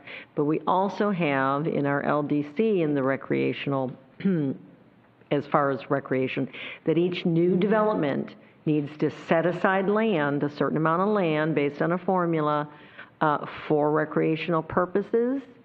And they do get, there's a whole scheme in there. They get credit for supplying, a lot of these are gated communities or private communities. They'll get credit for providing like a swimming pool for their residents or a tennis court for their, they get, like you said, a certain percentage of credit for that, and then they only need to then provide a less amount for public facilities. So we kind of have both of those in place right now. Can they be looked at again? Should they be looked at again? Should they be tightened up? Absolutely, all the time. But that's what we have in place right now. Okay, great. I have one more crazy idea, which I won't even bring up tonight, because I think we're on an overload. Thank you. Thank you. Thank you, Mrs. Kaltenberg. You touched on two of my questions. Thanks for covering them. Mr. Hugan, any comments? Questions? Yeah, I have one. It's about the boat ramps. I'm on page 24 of the regular sheets, and it says a boat ramp is for 12,500 residents, we get one boat ramp. And it says we have 3 and we have 2 in deficit. But first of all, don't we have 25,000 residents in Sebastian? Right, so that's showing 2 in surplus. Or 2 in surplus, I'm sorry. Correct. So the demand that the state sets these standards, right? So they're saying that you should have a boat ramp per 12,500 residents, right? So really we should have 2 boat ramps. And I don't know why this is showing a surplus of 2 when we have 3. That number doesn't make sense. You gave it to me. I gave it to you, Brian. I Okay, didn't well, say that out loud. Well, my other question is I there, apologize. We'll change that. Thank you for catching that, Mr. Hugan. it's all right. My other question is there any plan to put another boat ramp along the river? I know the property's tight down there, but right now, when they use the Main Street boat ramp. There's cars and trailers parked up on US 1, taking up a lot of parking spaces up there, because the boat ramp is full, obviously. So I'm just wondering, is there anything in the works to add another boat ramp down there someplace with parking? That is above my pay raise, and not to my knowledge, sir, Okay. because we don't really have any place at this point unless we wanted to utilize the Riverview Park area along the river. But that would be absolutely up to someone Yeah, else to it make would that probably be determination. kind of tight down there. Yes, Very I'm tight. fully aware, but- yeah. Yeah. Further on that point, I agree that another boat launch area would be perfect, but when we look at the land that Sebastian has, we don't have much lagoon frontage. The county has access to that, so it kind of prohibits us looking at other areas.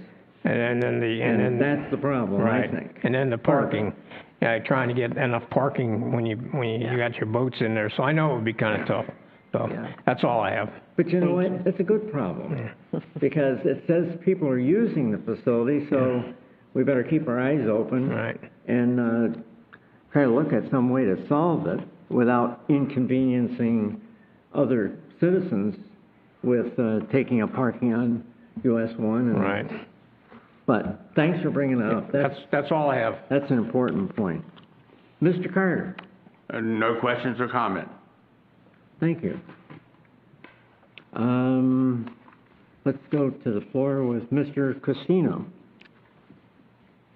Yeah, I'd just like to follow up, and I agree wholeheartedly with Mr. Hugan as I use the boat ramps. And it's an absolute zoo. The other one, I've had several requests for kayak launches in the city. And driving around the riverfront, the Krabby Bill's property looks like it's got tremendous potential for that type of a recreation ability for our residents. I have a question on page 4 on the strike-through. At the top, with the city shall promote the development and maintenance of the nature trails at Schuman Drive is crossed off. Kildare Park and Blossom Street Park is also crossed off. And the city shall also provide receptacles for recycling at all city parks has been crossed off. Could you go over those details, please? Are we not maintaining the nature trails at Schuman Drive? Yeah, Schuman Drive Park. So Brian and I just had this and I'm sorry, I'm not trying to throw Brian under the bus ever. Oh, and I'm on. Brian is a fabulous partner, and we're very, very lucky to have this gentleman as our Leisure Services Director. I'm However, sorry. him and I were just, I'm sorry, can you hear me? Yeah, no, I could. Brian and I were just talking about this. Schuman Drive Park is the same as Kildare Park. The lake there? It's actually supposed to be Schuman Lake that surrounds That's what it's referred to on the Kildare. maps. And so we went back and forth just recently whether we want to change it back to Schuman Lake Park or keep it Kildare Park. And we finally resolved that on all of our data, we're calling it Kildare Park because it's on Kildare Road. And there may then be a confusion with our Schuman Park, which is the tennis courts. So we just had this whole conversation. So thank you for bringing that forward, Mr. Cristino. Schuman Drive Park is the same as Kildare Park. Okay. Okay, I know, so we I didn't commonly hear it remove it. referred to as Schuman Lake. You know, the trails there. And we took out the shall provide receptacles for recycling at all city parks. That's an expensive endeavor. We don't want to use the word shall. We did put into a language somewhere else, and I'm sorry, sir, I'd have to find it for you, but about promoting recycling, and, you know, we'll look into that, and where it's appropriate, we can. We do have several, recycling receptacles at, like, Riverview Park and all, which, of course, we don't have right now. Is everybody seeing the new sidewalks being put in there?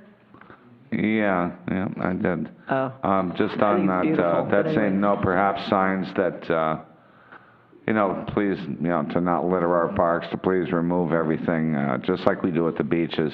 Leave nothing but your footprints in our parks, and if it is that expensive to put those recycling bins there. I'm sorry, sir, you're stating put the signs? Put a sign, to Sure. remind people not Good to idea. litter, and Good idea. they're all expenses. If our city employees have to clean the parks, it's just as expensive as emptying a bin.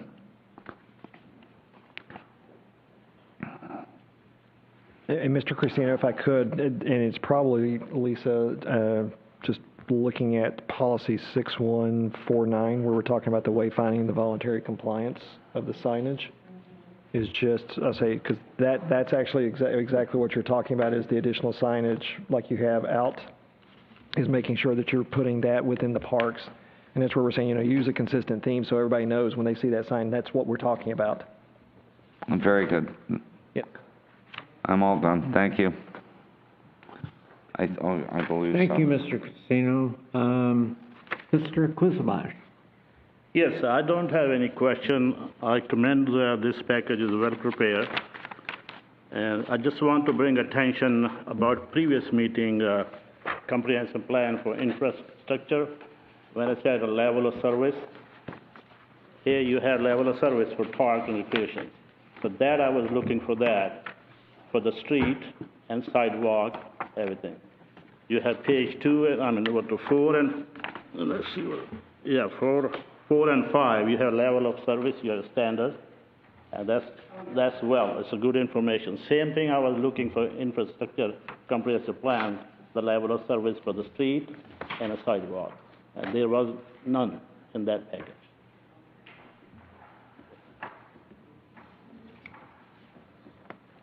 Any other questions? That's it, yeah, it's well prepared. I just have 2 compliments to hand out. I like the way the plan is written with regard to sustainable development concepts, because that's where we need to go, and I'm very pleased to see that. The other comment that I had was with regard to utilization, an agreement with city schools and county schools with regard to using and being able to have a joint use agreement between Indian River County School Board. That I think is fantastic. I guess there's not one in place now. I kind of thought maybe there was, but in any event, that is a very good point. I'm glad it's in there. And believe it or not, that was my only comments on that. These 2 on both sides of me got both the very important questions, and I thought very timely too as well. The next part of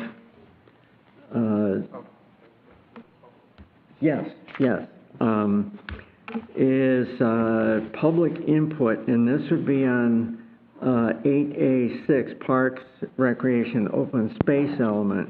Are there any citizens here in attendance who would like to comment? Please give us your name. Hi, I'm Victor Young, I live on Ash Street. I love the fact that how they had mentioned that different things are needed per population, one set population for soccer fields compared to what we would need for a basketball field. And I'd like to add on to something that Ms. Cottenberg had mentioned about handicap access. We do have a problem with handicap access as far as getting to ponds and things like that to be able to see. But we also have a part of our community who we are not servicing at all, and that's our handicapped children. We have a lot of beautiful parks here in town, but there is no parks that we have that they can go to and that are accessible to where a wheelchair can fit into a swing or use any other functions that are within the park. Is there something that we can get put in? Maybe a population of 20,000, we need to have a handicap park. Something that, so that we can be able to incorporate them as well. They need to be able to get out, they need to be able to get air as well, just as any other child does. Thank you. That's great, thank you. And that might fit in with comment that was made earlier about Hardy Park being very large and a lot of open space. So there's a thought. Thanks for bringing that up. We appreciate it. And that's why we have the open hearings, to get comments like this. Anyone else here would like to make comment on, We have one person on Zoom that would like to speak. So there's no citizens here. On Zoom, do we have someone? Okay, on Zoom, would you please go ahead and give us your name?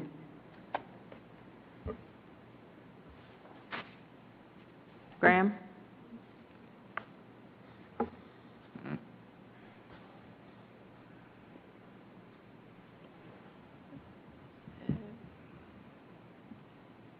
Sebastian to Zoom. Graham, you're unmuted. I'm sorry, I'll start again. I apologize for that. I appreciate the thought and the care with which you are preparing this comprehensive plan when it comes to conservation and parks and recreation issues. I gave some comments earlier today to Lisa, expecting to be away this evening and wouldn't be able to join you, but I made it back here to be able to just say orally what I've developed, proposed in writing. I'd like to pick up on a couple of things that Mrs. Kaltenberg and Mr. Roth have said. The first one dealing with planting native trees and plants. The city is setting a good example at City Hall and at the Garden Club Park for putting in these trees. But if you look at the land use map for the city, 2/3 of the land use in the city is in fact residential development. So I realize comprehensive plans are aimed mainly at public policy, but it would be a useful thing for the city to really encourage people to go a step further and get native species planted in the yards and replace their grass with native species. Second is dealing with the schools, and the schools as centers, as community centers. Pelican Island Audubon Society has been running programs in the South County to take science to the schools by bringing kids to Audubon House. We've now adjusted to the new circumstances dealing with the virus, and we are looking for ways to go to the schools with a program that gets kids outdoors and deals with nature deficit disorder. So we would be happy to work with the city to figure out how do we do more of that and get to more schools.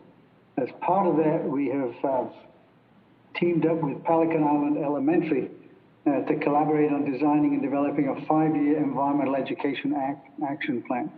If you remember, Pelican Island Elementary does not just have the surrounding property for the school building itself, but is adjacent to 17 or 18 acres of scrub jay habitat. And so bringing that kind of program, getting kids outdoors and making these community centers that people can go to and claim to be their own is one of the goals of Pelican Island Audubon. So schools, native planting, getting science to the kids, these are all examples of making Sebastian a livable, sustainable city. It connects residents, including students, to nature, reduces our carbon footprint, and makes our schools community assets, showing how we can adjust to changing circumstances and make a comprehensive plan more of a living document. So I appreciate your time, and as I say, I've asked Lisa if we can enter all of these comments in the minutes, and I won't go on any longer on that. Thank you.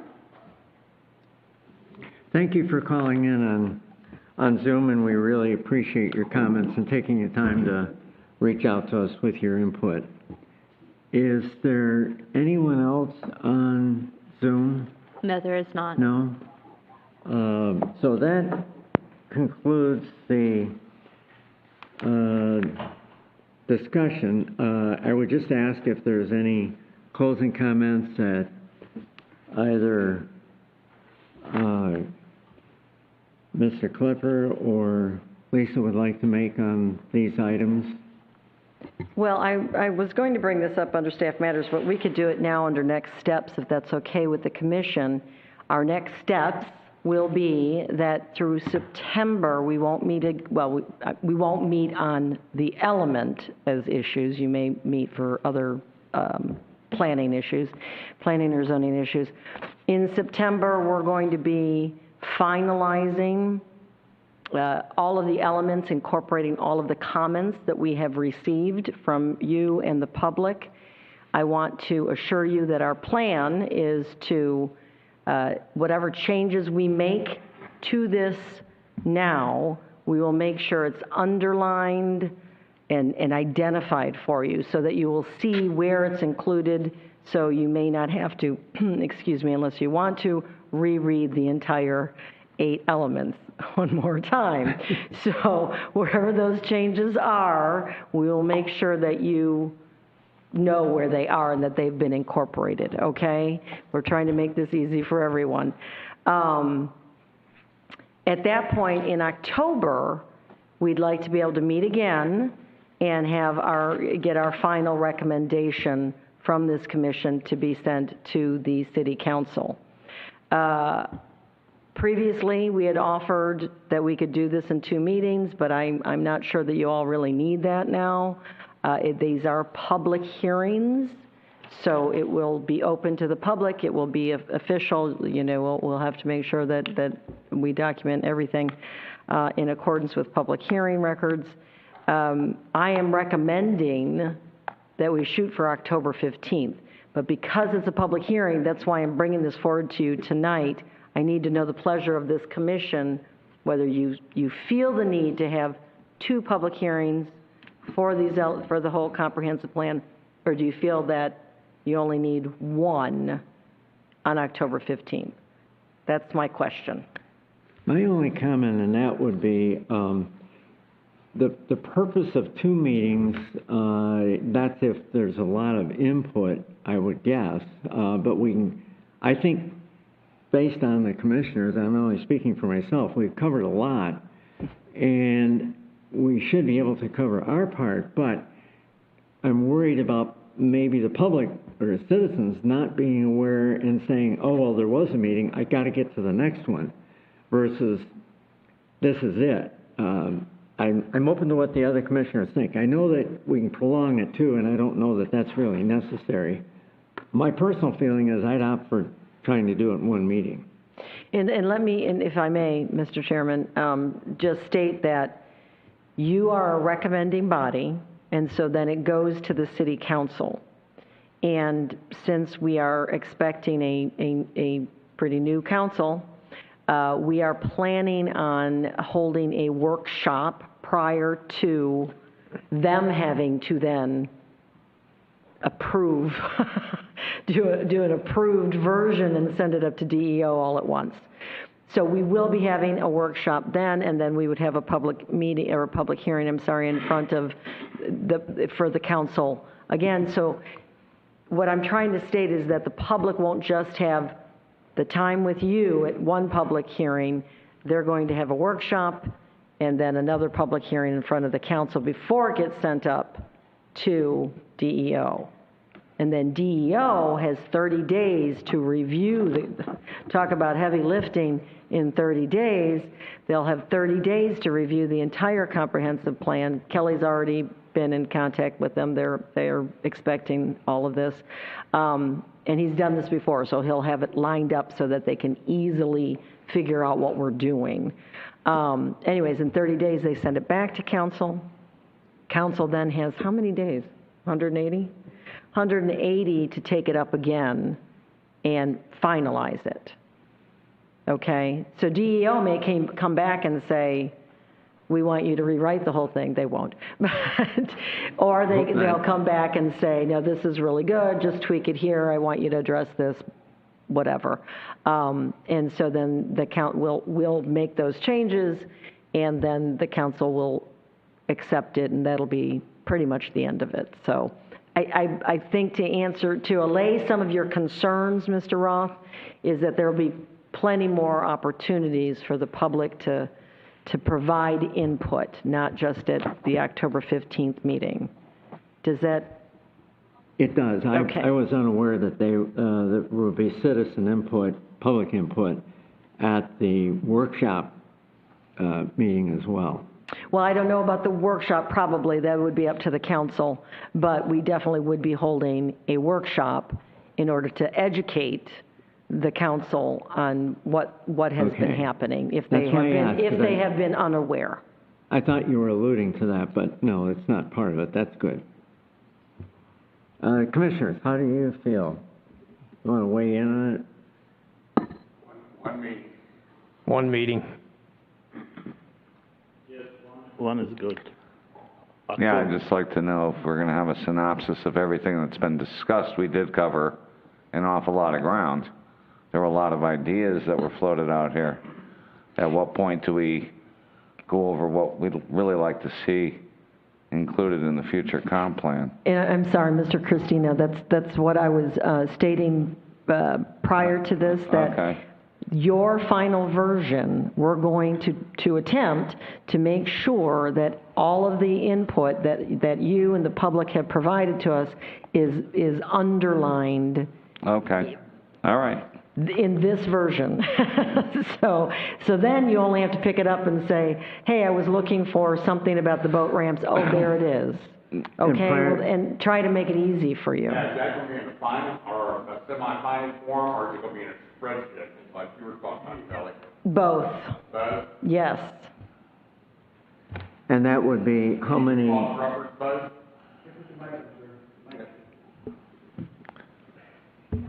Yes, sir, that is correct. The spreadsheet as well as the document, so you would see those policy changes. So, and I want to make sure you understand what I'm saying when I say it's been deleted or amended, or, where it's gone to. We're not calling out every, we'll say, period change or textual change, but you can see, 714, what the disposition of that policy is. And what I'll do is I will actually provide that to Lisa in advance so that you can kind of see what is that advanced document.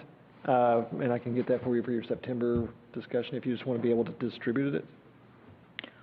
We could. I'm not sure what's happening in September yet.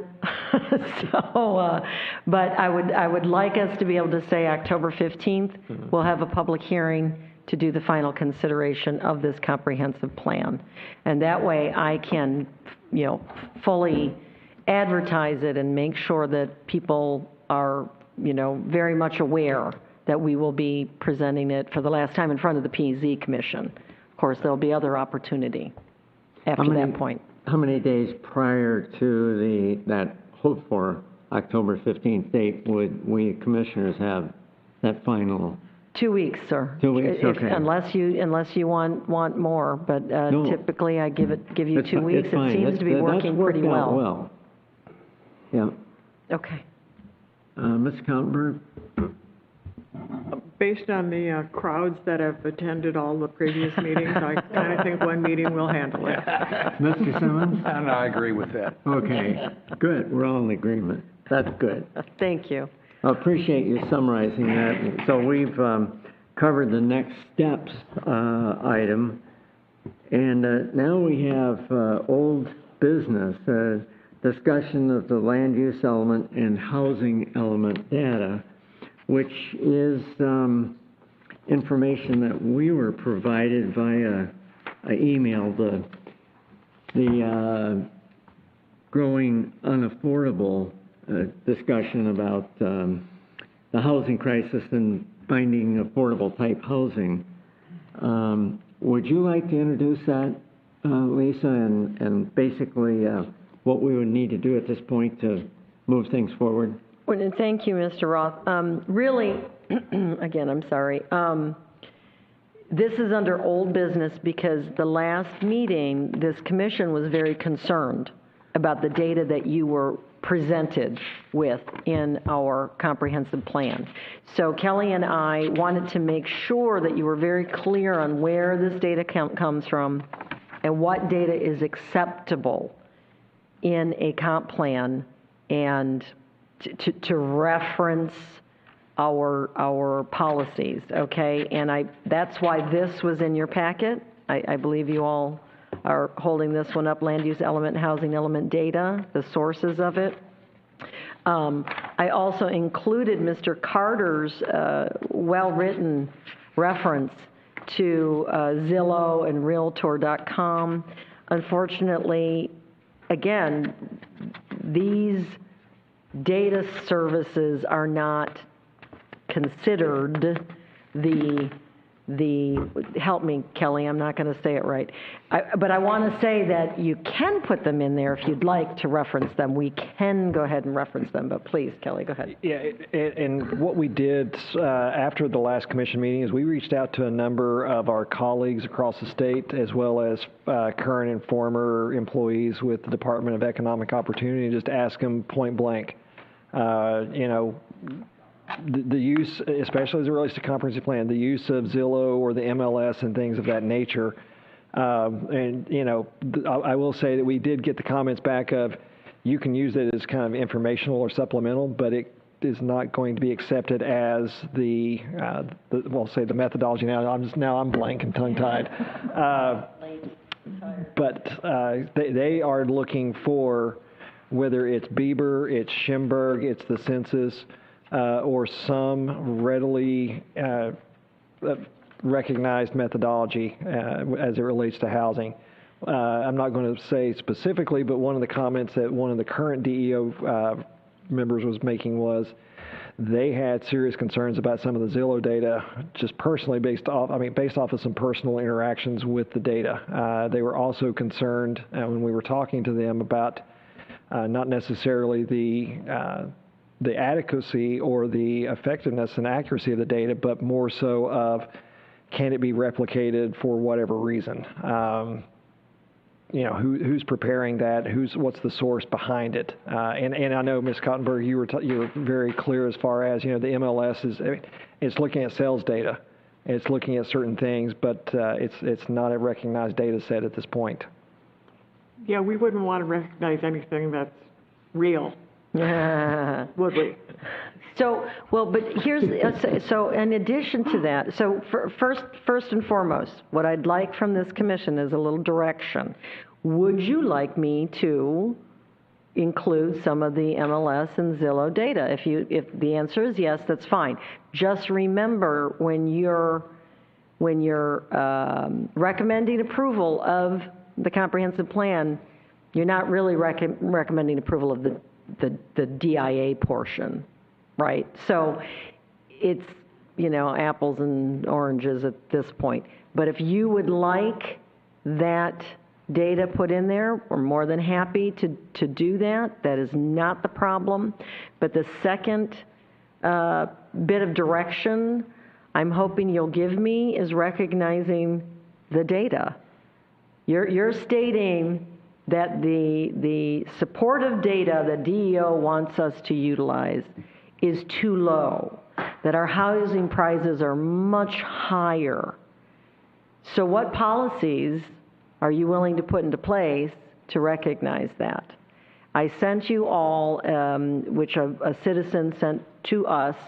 You have heard multiple times in front of the City Council and in front of this commission from individuals from the community stating that housing is too high here in the city of Sebastian for service workers, for the people who even work for your city, for your police officers, your teachers, your dental hygienists, you name it, that the housing is not affordable for the missing middle. Okay, so that's why I sent you all that YouTube that a citizen had sent to us. I don't know if anyone had an opportunity to look at it. I found it fascinating. I want to buy the book. But so my question is, have you made any thoughts or can provide us with a little direction on what you might want to add to the housing element? And it doesn't have to be tonight.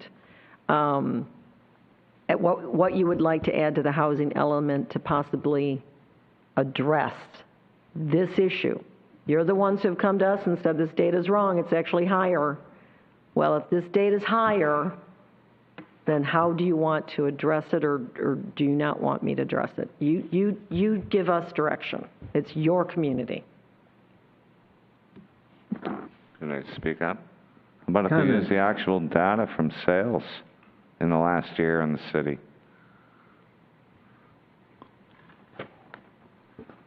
The values that we're looking at, it's not based off sales. I mean, and when I say the data that we're looking at, it's looking across the board at what the price, well, and I'm gonna say the valuations as established by the property appraiser. You know, they're not looking at the sales, they're looking at what is the valuation of every single structure.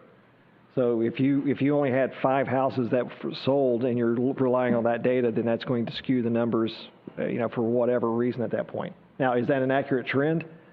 I'm not a realtor, I couldn't tell you. I can tell you I wish my house was, I could actually get as much for my house as Zillow says I can right now versus the property appraiser. But, so I mean, there again, I mean, we can incorporate it as supplemental data. And the realization is, you know, what you're asking or what you're concerned about is not limited to just your community. I mean, and it's again, I'm getting on my soapbox. It's a growing trend. You know, we have the ability to affect the ability for these folks, individuals, to have housing, adequate housing. It's done through a number of different ways, whether it's tiny homes, whether it's increased density, whether it's incentives for meeting those workforce and affordable standards. The legislature took away our ability to require affordable housing in the last time without going through and actually paying those market values to others. But, you know, there's ways that we can get the housing there. But there again, it's programs, it's incentives, it's density, it's thinking outside the box with some of our land use and our housing. And I know that goes against the grain of some of the things we've talked about with increased density and building heights and things like that, but that's one of the ways that you can start to tackle that problem. If we suggest adding market information from Zillow, are we going to cloud the issue in our comprehensive plan by putting another set of figures in it with regard to the state reviewing it for approval? The state's going to be looking at it from the GOPs, those goals, objectives, policies. They're going to be looking at did we meet the minimum standards for the DIA? Did we incorporate those, the Schimbergs, this ACS, or whatever else? And, you know, that's acceptable data. You know, you can, I mean, when I was working and we actually did the City of Venice's comp plan, the city undertook an independent market analysis. That was the very first thing they did, and that became an add-on or supplemental data to the housing data that we used for that document. So, you know, that you can do that. You all were provided with a market analysis in order to educate everyone on what's happening in the city as far as data. The problem is that we've discovered, and Kelly's writing it out there, putting it in there in this information you received this evening. It's hard to hone in on just Sebastian, okay?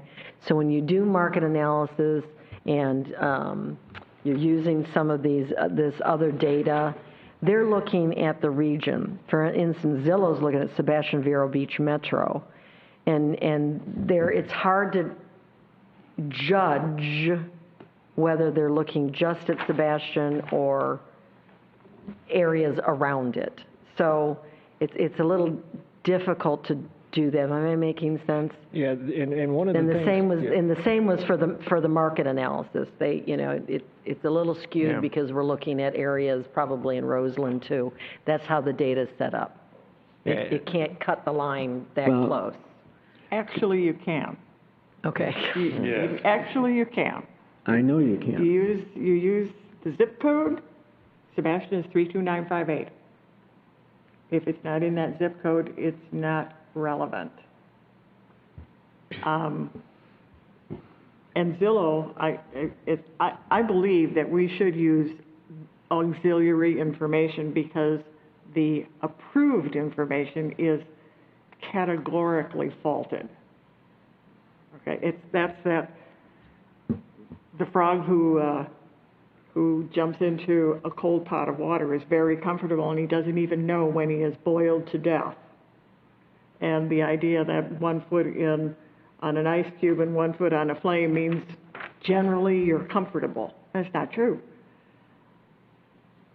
The least expensive house in the city of Sebastian today is $169,000.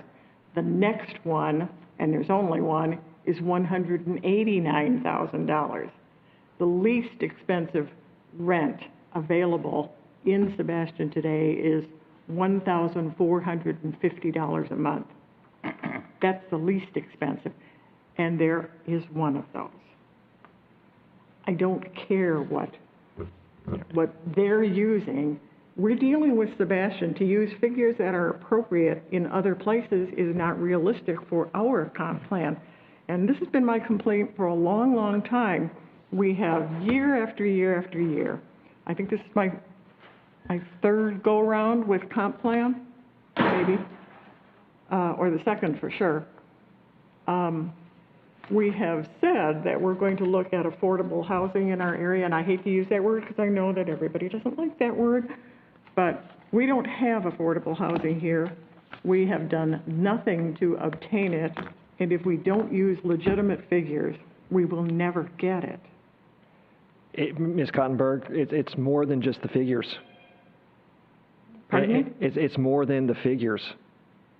What policies are you going to put in place in order to address the issue? But you can't even start with a policy if you don't admit the reality. Mm-hmm. I mean, there's nothing that says that, we had some discussion last time, and I'm going to just go ahead and, I'm just going to go ahead and open this door a little bit more, sorry.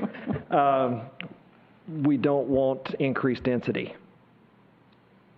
Or we don't want to, we've got to be concerned about incentivizing certain things with transfer of development rights.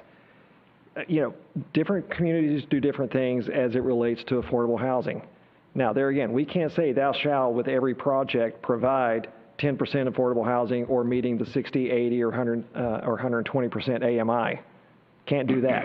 But what you can do is say, if you're willing to meet that 80% AMI standard, which is established by the U.S. Department of Housing and Urban Development, then you are entitled to or some level of affordable housing, market rate units. City of Sarasota, look at and I'm not going to get into the zip code discussion, that's a little different, but City of Sarasota with the housing affordability, they actually did what's called the Rosemary Overlay District. For every affordable unit, and the affordability it's pretty ridiculous over there to say the least, you get 4 market rate to help offset that.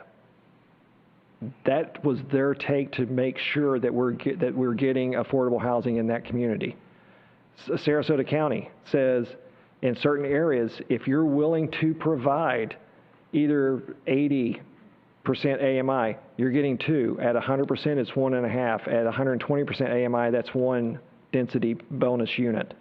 You look at other areas, Orlando, Seminole County, Maitland, other places are putting those incentives in. The dollars are there.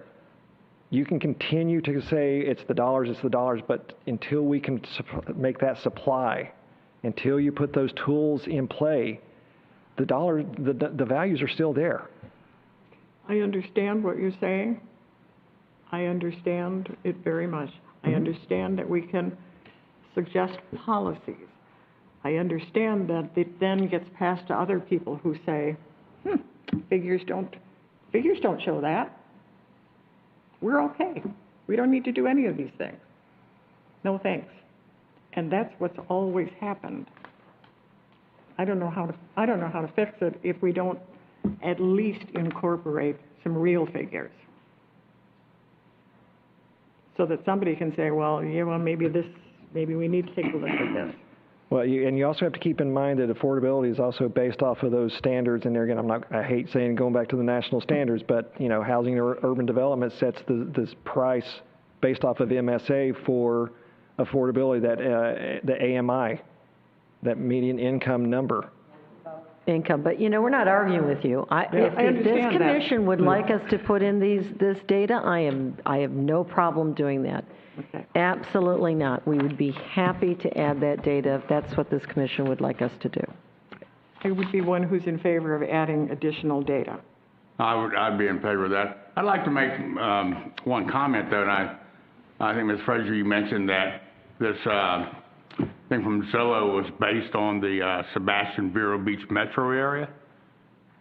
Did I hear that right? Yes, sir. That is not incorrect. It compared Sebastian to this, when you compare Sebastian to the Sebastian Vero Beach metro, if you read it all the way through, it gives specifics for Sebastian, not the Sebastian Vero Beach metro area. It uses that as a comparison. Mm-hmm. As a point of clarification, the last 18 years of my career, I was an associate broker in South Bend, Mishawaka, Indiana. I did market analysis all the time. I used Zillow. And I retired 10 years ago. Zillow has done nothing but get better in terms of defining information. I just feel as though that they are a qualifiable database to use. You can fine-tune it. You even could, at the time I was still working, fine-tune it by subdivision, because you never ever wanted to go out of a subdivision to determine a market analysis to come up with at least 3, if not 5 homes to establish a value.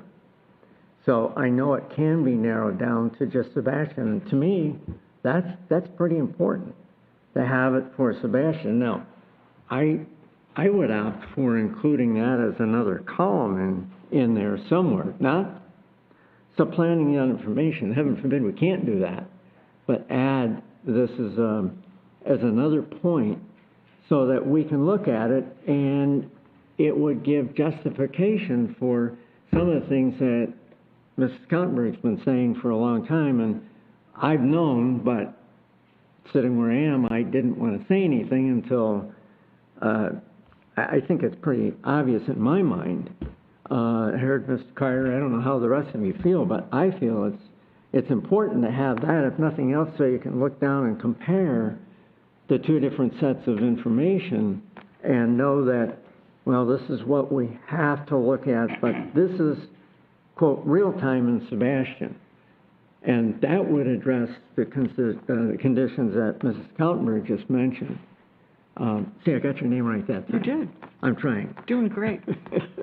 But I would agree with that. I would like to see it. Now, where, we don't really have the time to look at and identify which charts, but I think you all would know which charts we're talking about. And I'd be in favor if you want to just throw a draft together and email them to us if that's permissible, with, does this meet what you're looking for? I don't know, is that permissible to do a draft and according to sunshine laws? I don't believe that there's anything wrong with the sunshine law. You all just can't reply back all and talk to each other. But that's why we blind carbon copy all of you. At least we should be. We do.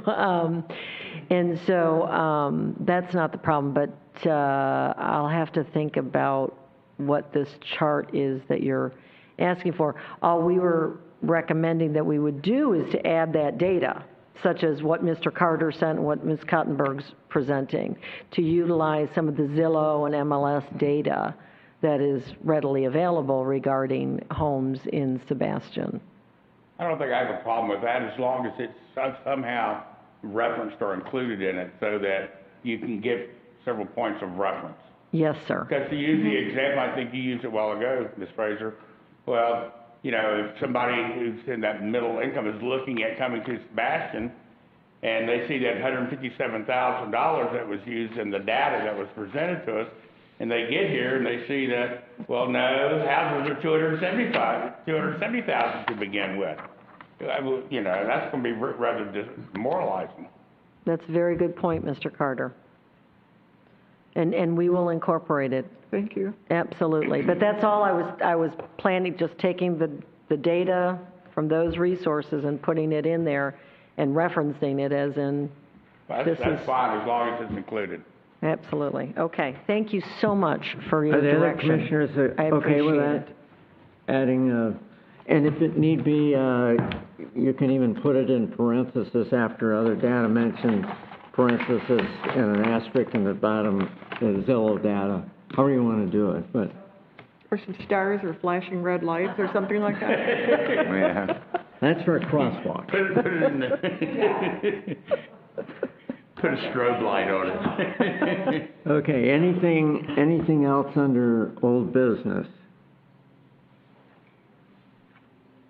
Okay, next item on our agenda is, Commissioners' Matters. Mr. Quizzabosh, Mr. Costantino? Mr. Hugan? I do. I have one comment to make. Okay.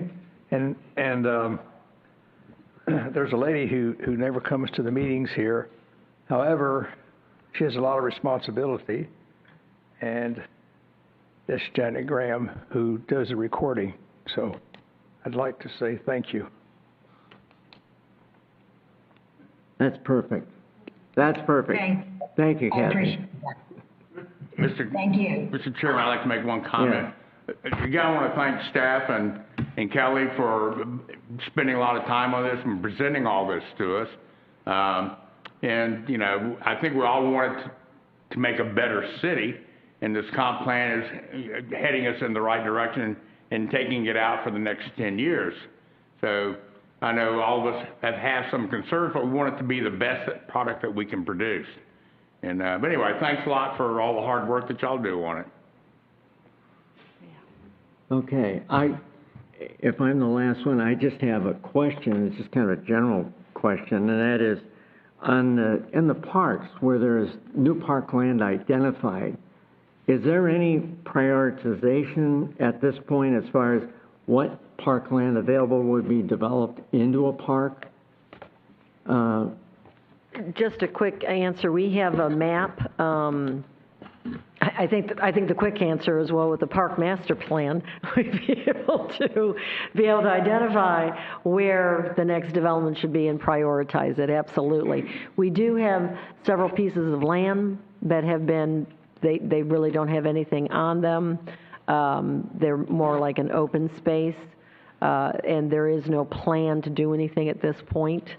And as far as I know, we don't have any acquisition plans either. But again, Okay. that would be part of a parks master plan, I would believe. Yeah. I think I'll go to the next meeting. I'm curious about that because I went to Hardy Park and I realized how big that is. And I heard how underutilized it is, which I thought, that's correct. So maybe that would answer development for handicap facilities. That could absolutely be, but please, I must state that some of these parks, like Hardy Park, they're very utilized in that open space. They have boot camps, they used to, boot camps, yoga sessions, people come and just, train their dogs. A lot of the service dogs, I've seen them being trained there. So the open space is very relevant also. But again, it could be identified. We did have plans at one point to put, help me, a playground for special needs children here at Friendship Park at one point. I believe, of course, that takes funding and those plans went away, but I think the answer is the Parks Master Plan, as Scott Bird rightfully put out. Thank you. Next item on the agenda is city attorney matters. Nothing. You've been very quiet all evening, but we do appreciate your being here. It does keep us out of getting our foot in something nasty. Staff matters. I have none. Dory, Robert? No, sir. None. Thank you. Nothing else for the good of the order. Then we are adjourned. Thank you, everyone, for coming. Cloud of love.